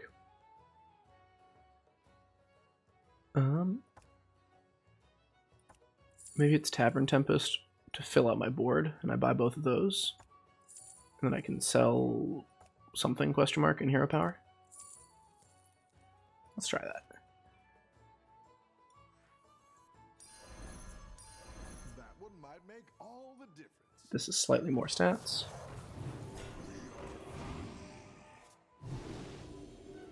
Guess sell the party elemental.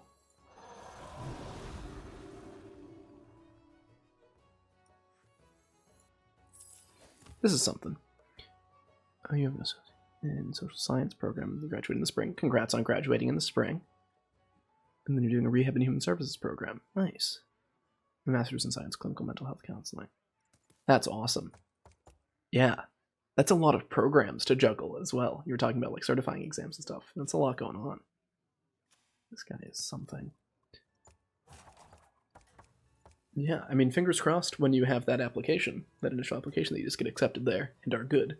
I would imagine that there has only been a dramatic increase in demand for mental health services and things like rehab and human services in the last couple of years. Not only because of the pandemic exacerbating that stuff, but also because I think there's been an increasing like awareness of that as a service or need or valuable thing. So it's unfortunate that there's a lot of it, but it is good to hear that there are people like you who are doing that work.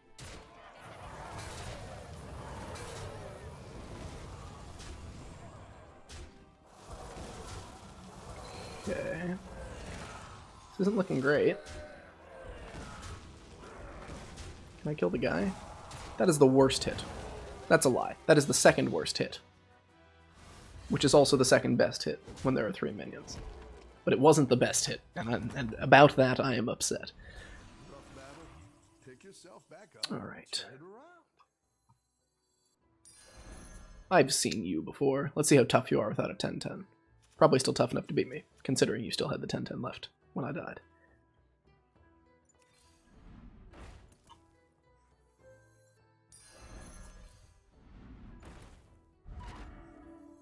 Whoa, that was almost bad. I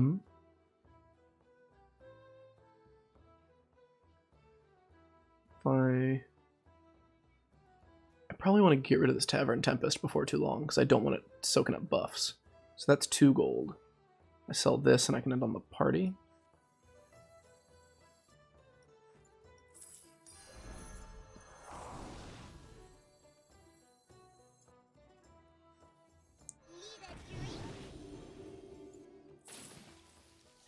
Which would I rather end on?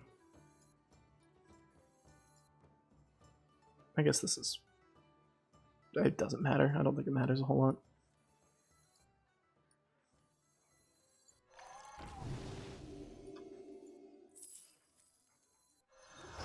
Cool. Alright.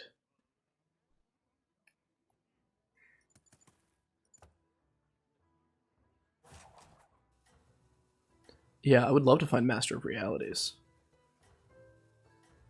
Maybe go to 5 and try to pull that off. That could be fun. As of right now, I'm looking for the elementals at my tavern tier, of course.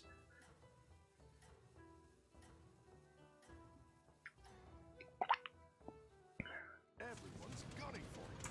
Watch out. Watch out, Bob says. Watch out.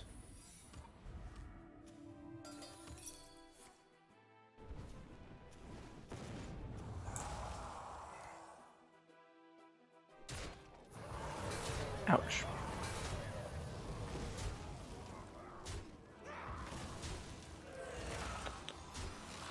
Getting better hits, I think, generally.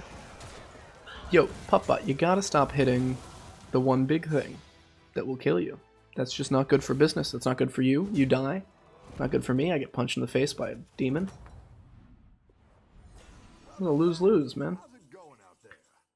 Argus seems good. Yeah, it does. That's what I would have picked. That's what Bob would have picked. Do I want any of those? I don't think so. Hello. I want you. And indeed you.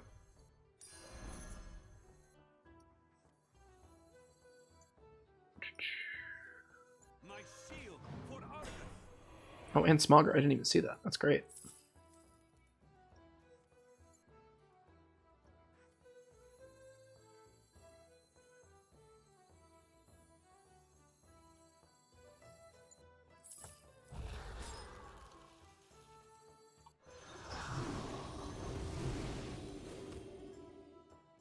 Cool.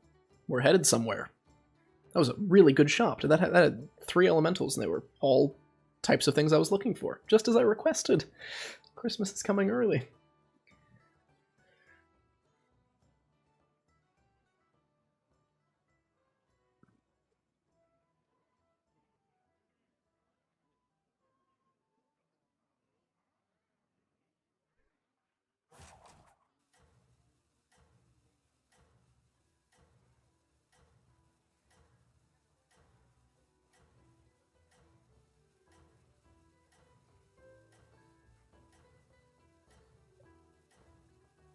We're doing pasta for dinner. I'm excited. Keep up the momentum, friend. You dodged every buff. It's like a ninja.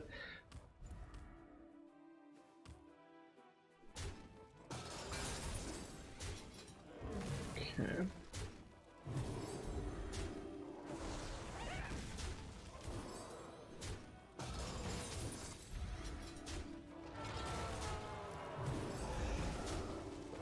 Burgers, nice. Specific kind, I don't know. I know we're probably doing vodka sauce. That is a fan favorite. My girlfriend and I love vodka sauce, so we'll probably do that. And then I tend to prefer a shorter pasta shape. I don't know if this is just me, but like I really spaghetti, angel hair. Like I don't like them. They just really aren't good in my opinion. Personally, for me, they're not good for me. So, like rigatoni, I think is primo. Rotini can be good. A good penne. Yeah, exactly. Vodka sauce, penne alla vodka, like seems obvious. Rigatoni is up there though for me for a similar reason. We have plans to make a vodka sauce from scratch. I haven't gotten around to that yet. Been too busy making other stuff, like bagels. But let's see, I don't want any of those. I do want you to make this more relevant. Can I afford everything I want? No, I won't be able to hero power this turn, and that seems really bad to not hero power this turn. So that's 2 gold, which puts me at 7, which makes me 1 short of buying 2 things. So maybe I don't cycle the Smogger this turn. Or I do play it, but I don't sell it.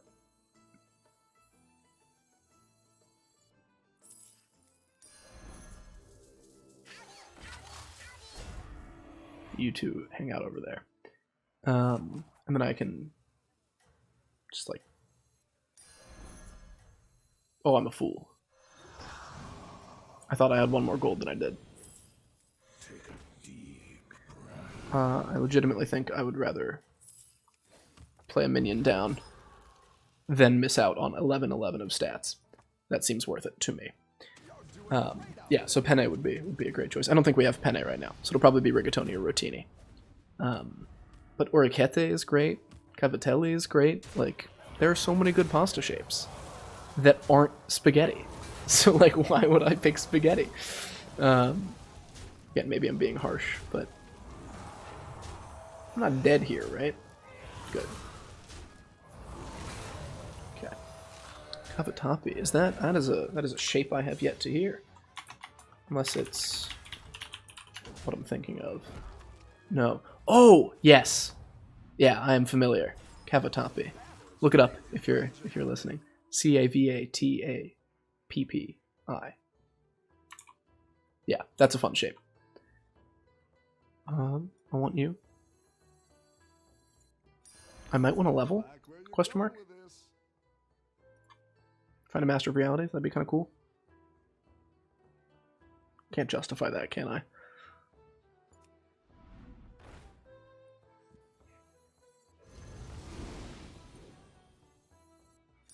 Show me a triple.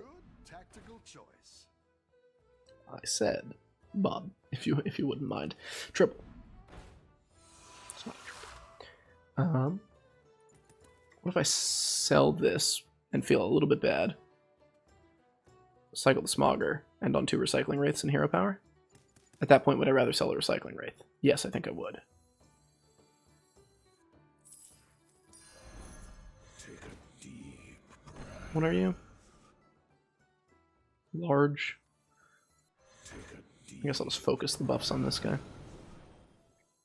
You're down a minion and up a goal.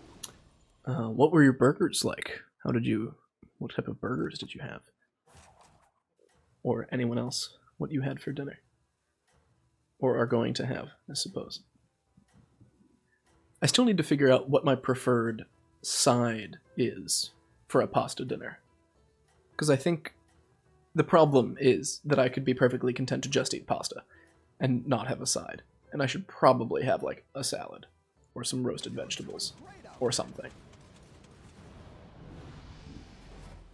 And yet, I would just have the same volume that a side would have been, but also pasta.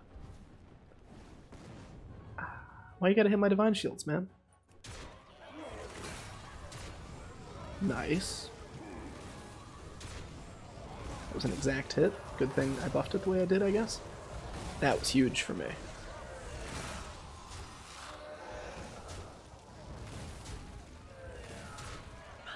I'm not dead, and I got loot. We take those. I don't really have an engine to get stronger on the back of. That's lovely. Do I want to discover a 6 or a 5? What's on 6 for me? Who's on 6? Stay out of the infield, etc. Jin's not that good. Willow Reg's like not that good. I mean, I guess it's a scaling engine. I shouldn't complain. On 5, there's Tower and Tempest, which I guess doesn't do a whole lot on its own. There's Master, which it might be too late for, but probably not. Oh, I don't know. I think I'll take a 5.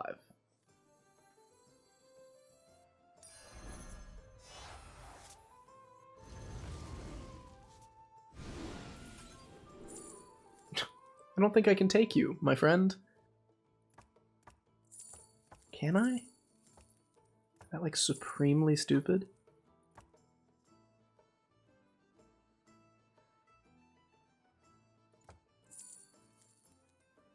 What are you? You're demons. I have to take the Deadly Spore. It's the law. I don't want any of these. I don't want any of these. And I maybe want that strong shell. Do you think I literally haven't fought Rag all game. I think I'll put you first. I'll give you plus 12, plus 12. And I'll cross my fingers.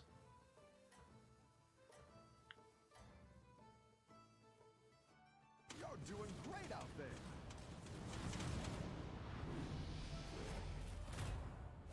Right. Dinner planning.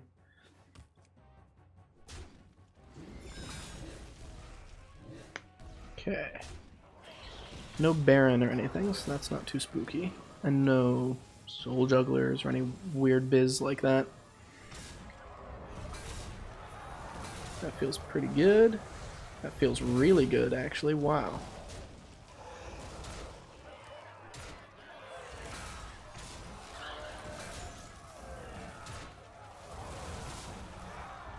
We take a tie. We absolutely take a tie. I've got some fresh recruits for you. Fighting Diablo. I don't know if I can get away with selling this Deadly Spore. Like, that seems kind of dodgy to me. But I might. Anyways.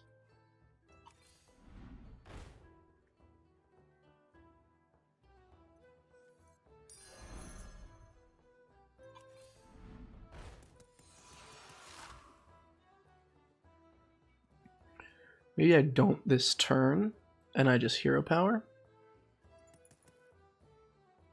And then next turn I can make some changes, if I so desire. Or I can triple this, easy peasy, and free up a slot for a second.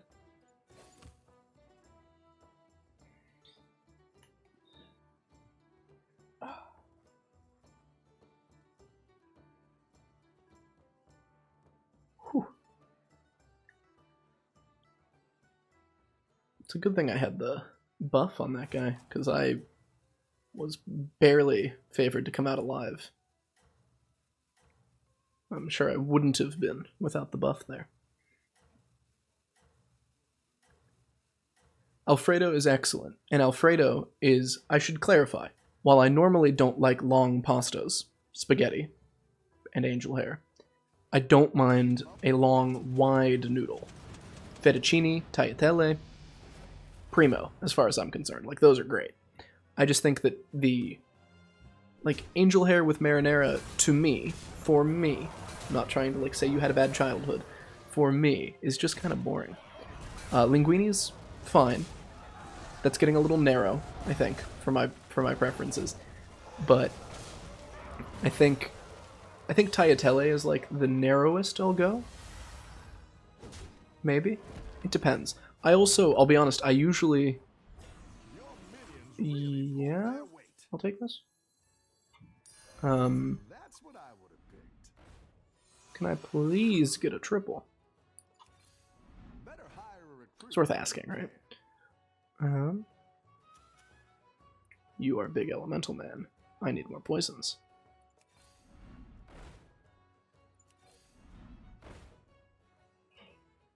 I do not have more poisons. Thank you. Yes, make sure, tell the Olive Garden what it is that I'm looking for. I don't think I've got time for you. I might free this up for a second.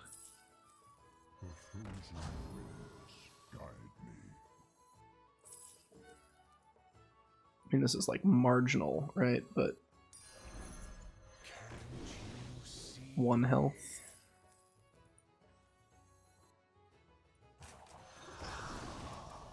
I have a friend of mine is from Puerto Rico, and he was talking about how, at least in Puerto Rico, the times that he has gone, Olive Garden's like really nice. Like the restaurants are gorgeous.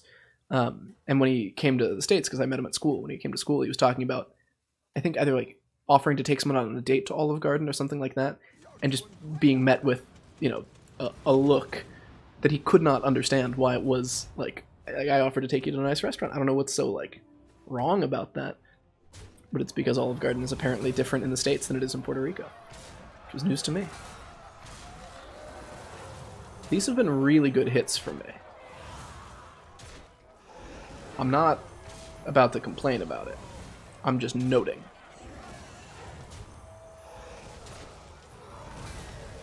I'm at what, 4? 5? Oh shoot. Oh shoot. Get out of the game. Right, I love anybody who bought me. That's also how I feel. It's like if someone offers to take me out to Olive Garden on a date, my response is never going to be like, really, Olive? Like, they're taking me out to dinner. That's lovely. I don't need to be picky about that. Plus, like, I'll eat unlimited breadsticks. That's not even that bad of an offer. What the heck? Oh, beautiful. Beautiful. I'm gonna hold off on playing that for a second.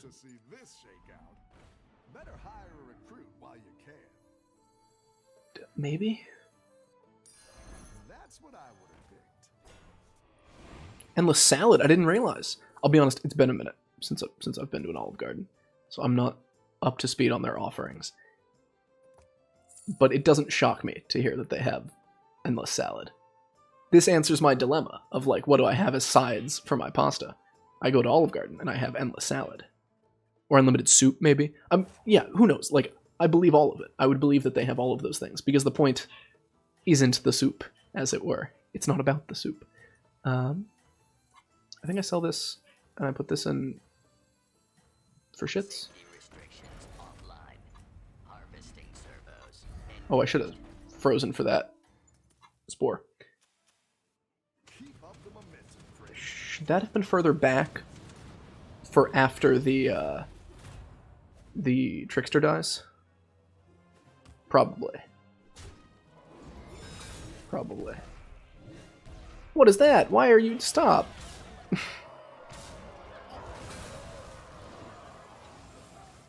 Okay, you know what to do. Hit the middle one. Easy as pie. Almost. Actually, no, that's better, because that... No, it isn't. Oh, gosh. I think this is the end of the line. Demons. Oh, you had a moment. You had an opportunity to be great. You had an opportunity to be great. Hey, I think we held in there pretty well. I feel pretty good about that. Deciding to go elementals off of that Discover. If I had picked Bran, this would have been a very different game, and I think I would have died a lot sooner. So, not bad at all. I think I've got time for one more. Yeah, we're turning pro. So this one better be first. This is the opposite of the other day when I got first and then second and then third. This is fourth and then second, and so if this pattern continues, I should get 0th this time. I'm going to squeeze in one more, and then I think I'm going to call it for tonight. But thanks for tuning in so far and talking about unlimited bread of various forms. My problem with something like unlimited breadsticks is that I shouldn't have bread as a side for my pasta. But it's so desirable. It's the same with like Domino's. I ordered a lot of Domino's in undergrad and would like split with my housemates and stuff. And you would just get pizza, just saucy bread, and then on the side you would get saucy bread. Welcome, Friendly Malice. Thanks for the follow.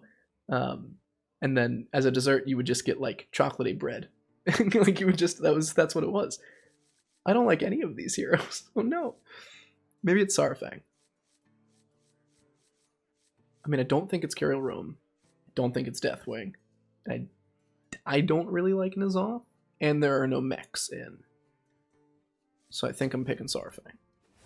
If you're not talking about bread, what are you doing with your life? I happen to agree.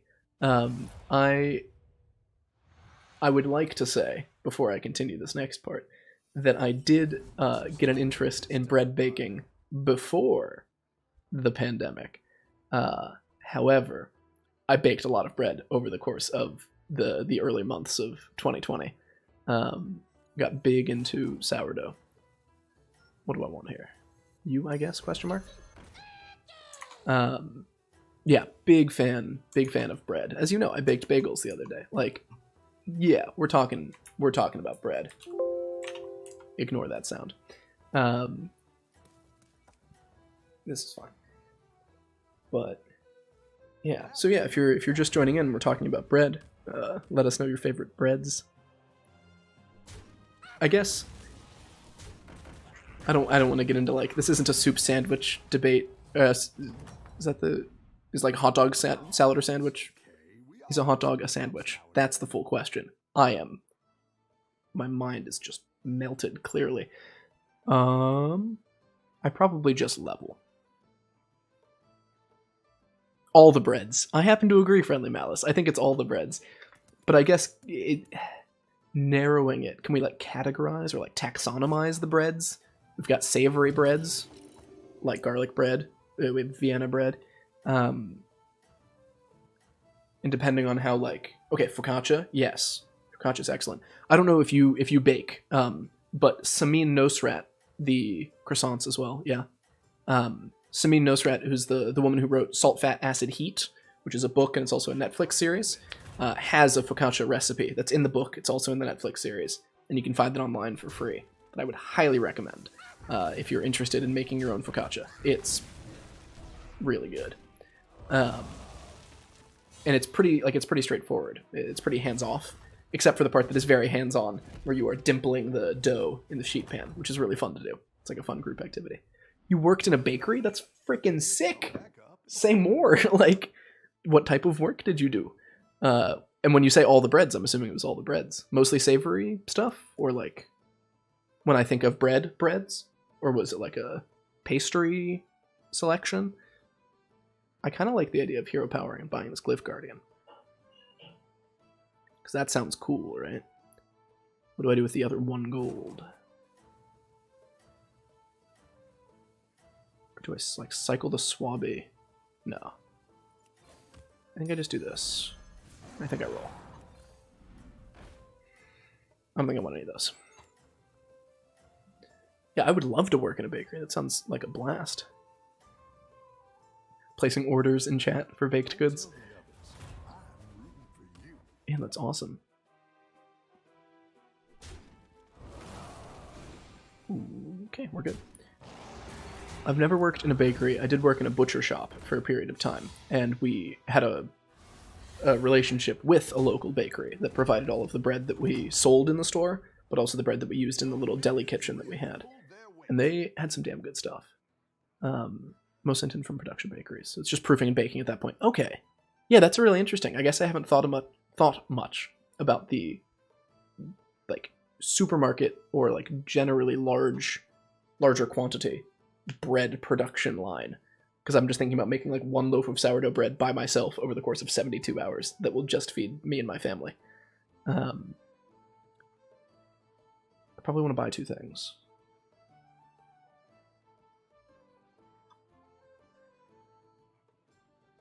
I mean, that's kind of a cute combo. And the next turn it'll cost 4, I have 7. I can hero power, buy this, play it, sell the imp, and level. We're getting some ideas. I don't know if they're good ideas, but I've got them. Sick. Oh, I have to freeze if I'm going to do that. Doesn't like frosting or icing. I think I feel the same way. I think I empathize. In moderation. I also, I'm going to be honest, I don't know that I can... I mean, I can think of the difference between frosting and icing, but I have a hard time articulating it, I guess. Like frosting being whipped, generally, as opposed to icing. I'm sure there's more to it than that. But yeah, I was always like scraping frosting off of my cupcakes or something. Yeah, no, I do the same thing. I have come around to the idea, if it's not like ridiculous, right? There are some like kind of bougie cupcakes that have this much icing on top, and like that's not for me. However, if they're not, and it's like a moderate amount of frosting on it, cutting the bottom half of the cupcake off and turning it into like a sandwich, like a soft pastry sandwich, is excellent. And I find that that means that each bite has like a good amount of frosting and cake, and you don't end up with too much of either. Do I still want to do the plan I was talking about? It's pretty memey. But like, why not? Not all frosting is clumpy and thick. Coming from the person who worked in a bakery, I'm inclined to believe you. That's fair. I feel like buttercream frosting is one I have liked, but it might just be that that's one of the few that I remember the name of. You know?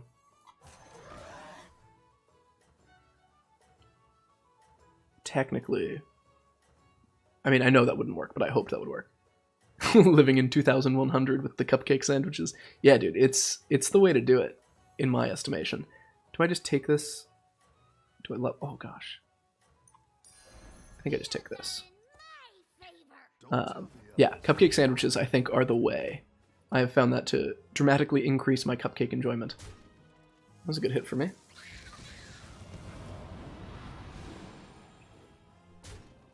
I find it so interesting that Whelp Smuggler gives the health after. I know it probably doesn't make a difference, but for some reason that feels strange.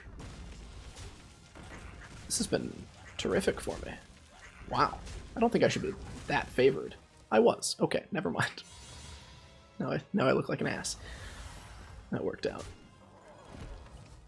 So then, from the person who worked in a bakery, Friendly Malice, what is your favorite type of frosting? Or do you prefer icing? And what exactly is the difference? I don't think I want another Whelp Smuggler. I don't think that's the right direction for me. Pirates, beasts, pirates. Demons, beasts, demons. I think I would like to become Dragon Man.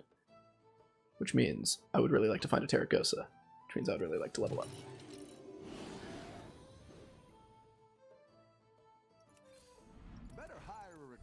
It's Dragon. That's a drag. I'll probably swap out. Oh, is there a way... Do I sell both of these in hero power? Plus 7 attack is not insignificant. Is that really foolish? Maybe. I probably should have put it on the Bronze Warden. I'll be honest, I forgot I had a hero power. So, there's that. Guess I want this one first.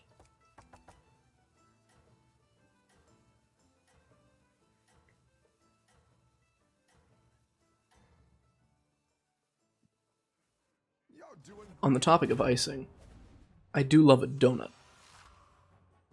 Even with a little bit of frosting. I far prefer a donut to a cupcake. That might just be me, but I can think of several more instances that I've had a donut as a dessert that I've like really liked than a standout cake or cupcake. There's so many things in between. Yeah, there are a lot of choices, but some, for those of you taking notes, light and fluffy, cream cheese, fudge, buttercream, chocolate buttercream, whip. Options. You've got options when it comes to frosting. I do like the sound of a fudge frosting. That sounds freaking awesome. Do I want a selfless? Powdered jelly, powdered custard. Yeah. Eclairs were like, I remember, this is all coming back to me now that we're talking about pastries, but eclairs were like a huge, something I liked very much growing up. I don't know why. But maybe it's just because they weren't donut shaped. Like there was something different about them. Because I was edgy. I don't think I want any of those. You sure? Yes, I'm sure. I don't want any of those. I want a Terracosa. Go to Hero Power and take that and sit on a bunch of these doubles. Gets me ready to level. I think I do. It's good to get some minions in play.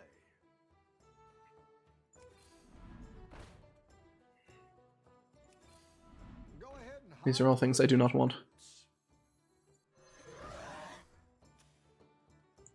Demons, beasts, demons, I'm dragons, pirates, pirates, pirates, demons, beasts. I am the only dragon person, and I am not rolling a whole lot of dragons. That's okay. We'll survive. Yeah, powdered jelly donuts. I think between powdered jelly and powdered custard, I'm going to prefer powdered custard donuts for me. But jelly can be good. So I went to school in Indiana, and we were near Amish country, and there is a bakery that makes these powdered apple cinnamon, like essentially apples. They're not cider donuts. I've also had those. Those are great. But it's essentially like an apple cider flavored powder on the donuts that I knew as, and everyone referred to them as Amish crack because they were so good. And they were these really, really thick cake donuts. Like this is not a picture of them facing them. This is from the side. They were these like thick donuts with this absolutely incredible dusting on them, or like powder on them. And it was the type of thing that if you brought the donut up to your mouth and inhaled before you bit, you would end up coughing because you got so much of the powder in the back of your throat. Boston cream, fair enough. They're saying that they prefer powdered to the chocolate on top of something like a Boston cream. I think Boston cream donuts are pretty good, though. I can share this then with you, and you can be maybe as upset as I was. I was talking to a friend of mine a while back on a podcast that we did, and he brought, one of the things that he brought to talk about was, I think it was a Facebook page called Things Full of Beans That Shouldn't Be Full of Beans. And it's exactly what it sounds like. But one of them was a Boston bean, which was a Boston cream donut. But when he bit into it, the inside showed that it was just baked beans on the inside. Which is very distressing to me. Yeah, no, I know. It's horrific. But it's also hilarious. I can't deny them that. I guess I just don't get a Terracosa this game. That's in the game, right? I'm not missing something? Okay. Hopefully I sued. Yeah, if that were a donut that I bit into on the assumption that it was a Boston cream donut, I think litigation would be top of mind. Like, that would be just cruel and unusual. Oh my gosh.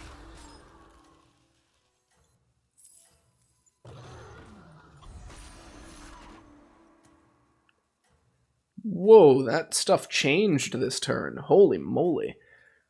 Do I go for a 5? I think you can win this thing. I didn't note how much it's going to cost to tavern up, in all honesty. Yeah. Take that as you will. The Boston Bean.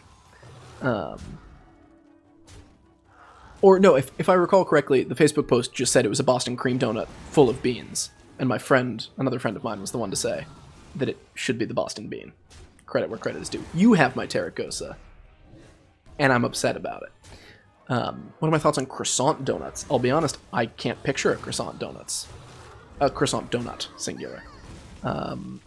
Frickin' bummer. Take some damage here. Croissant donut. Whoa. Oh, wait. People call these cronuts, right? Is that what I'm thinking? These guys? Yeah, that looks freaking awesome. Look at these layers. Excuse me, deck tracker. Whoa. Yeah, that sounds just gorgeous.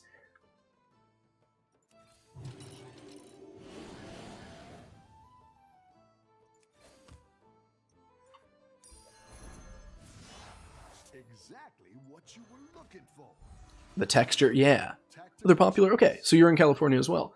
That's where I grew up in California. I can't say that I have had a cronut, and I didn't realize how popular they were in California. Do you, if you're in California, depending on where, have you been to Sidecar Donuts? Is that a place you have heard of? I know that it is popular. I don't want any of these. Do I just end on the light fang?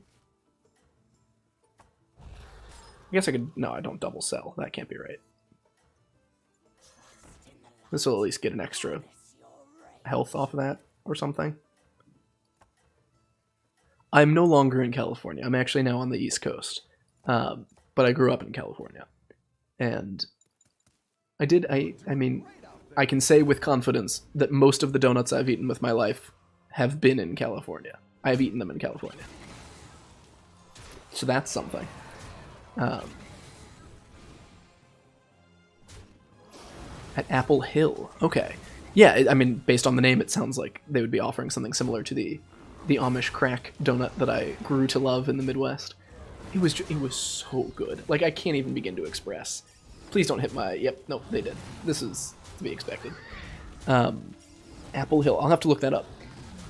But, yeah, they were so good. They were so good. And they were, like, cakey and doughy in just the right way that it meant that you could just take... You could eat so many. You could eat so many of them.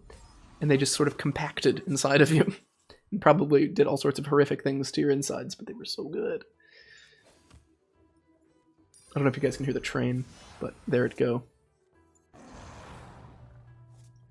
Something I want? Am I going to triple Light Fang with what's going on here? I don't necessarily think that was the right thing to take, but I've taken it. I think I want you. I can be reasonably confident with that. 11 attack. I could have a 13 something, 14 attack. Cave Hydra. Boy, is it tempting. And it would scale off the Light Fang. I'm actually going to do it. I'm going to do it.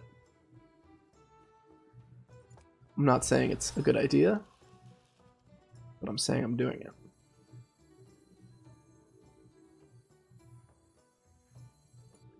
What if I...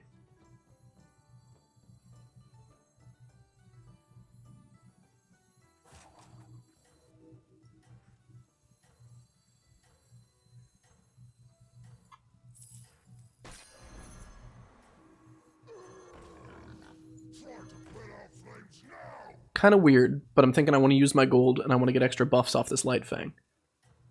Thank you. It was nice chatting with you. Take care of all of your animals. Pet them for me. God, please, would you? I'm having dog withdrawals here. But it was lovely to get to chat about cronuts. I hope you are well, and I hope to see you again sometime. We can talk more about pastries. Have a good night.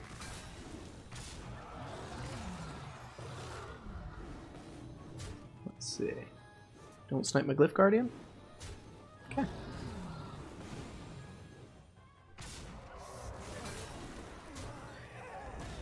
See if I die here.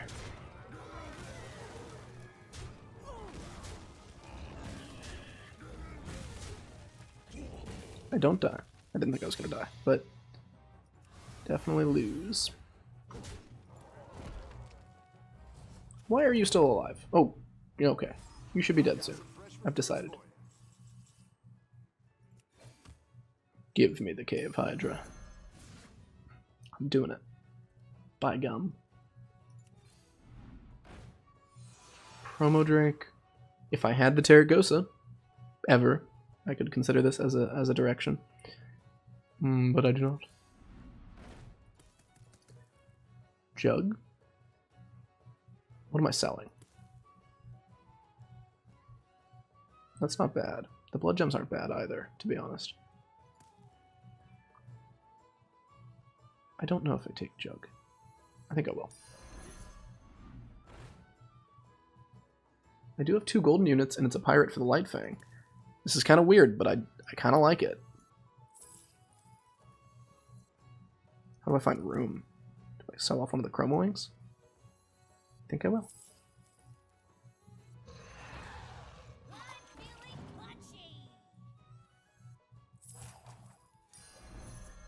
Do I sell the other Chroma Wing?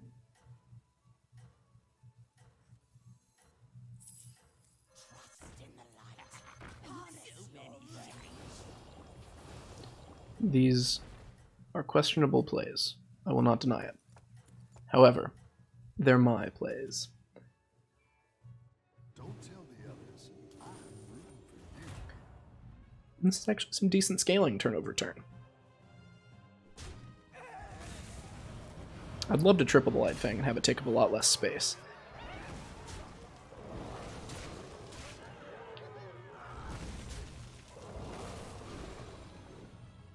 Wow, that guy was so weak. Can you die? I don't want to get 7th. No offense or anything, but I would really... Yeah, thank you.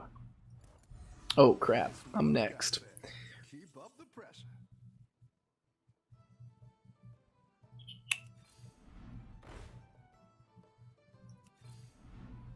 Oh, gosh, I don't know.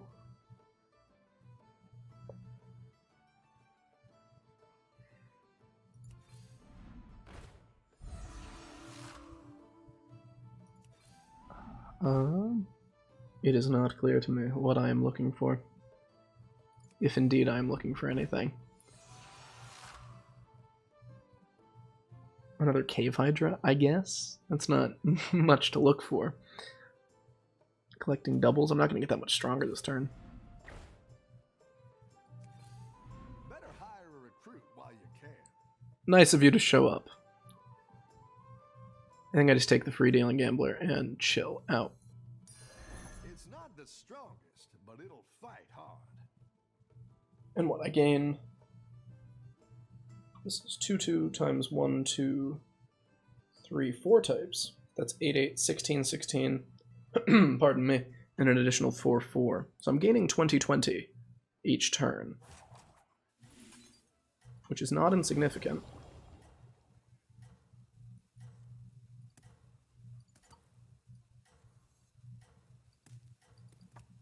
But I don't know if it's enough. Oh, it's starting to smell like pasta. Hopefully you can't hear my stomach, but it has rumbled a few times. After this game, I'm going to eat a lot of pasta. Don't tell the others. I'm rooting for you. Snipe the Cave Hydra. No!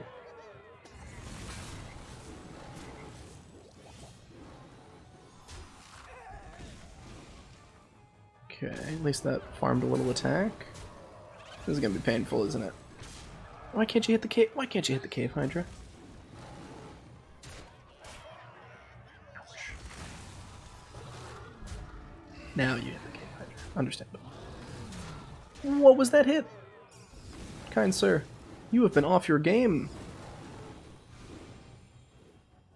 Those are some stats, I can't lie. You think that's enough attack to kill his hyena? Wow. Oh, it's okay. We all hit some bugs. Honestly, I think I level. I think I have to find the stuff I want.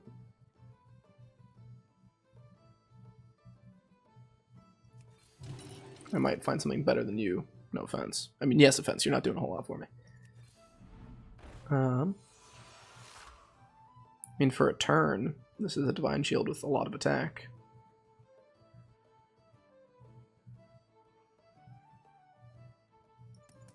But where do I go from there, you know?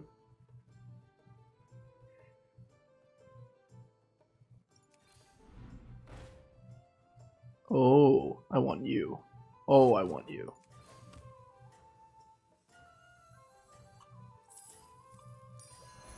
That's quite the army you're building, friend. That sounds great. I forgot this card existed, but that's coming in handy. I don't think it's enough necessarily, but on the topic of bread and pasta, I must ask the most important question of them all. Will there be garlic bread? I must give the most disappointing answer of all. There is not any planned garlic bread tonight. But now that you've reminded me that garlic bread exists and that I want it, there will be garlic bread in the future. Can you hit the... oh... You're Tavern 4, right? Nope. End of the line. Oh. No garlic bread tonight, unfortunately. But definitely going on the list of things that I'm going to eat in the near future, now that you've reminded me. Comfortable 5th place. You know, we gave this menagerie thing a try. I was given 2 light fangs on my discovers that I did not want. We made something out of it. We made a whole negative 12 MMR out of it. But the real victory is the pasta we talked about along the way. Alrighty. Thanks so much for tuning in. This was a lovely evening, full of starch and gluten in various forms, and full of dinosaurs and animation and the like, which was lovely. Thanks for coming and staying and chatting and spending a portion of your night with me. Have a good night. You as well. I hope your burgers were good. I'm going to enjoy my pasta now. And I'll catch you all next time. Now, if you haven't already, check out my YouTube channel as well. I put all of the VODs up there as well as some trimmed down games from them that are a little bit more digestible. So if you ever miss a day, or you just want to go back and rewatch a game or something, that's all there. So it's the same username, Sinal, on YouTube. Couldn't think for a second there. So give that a look. Have a lovely rest of your night, and eat some pasta. I'm going to go write down that we need to get garlic bread. So, good night. Thanks for tuning in.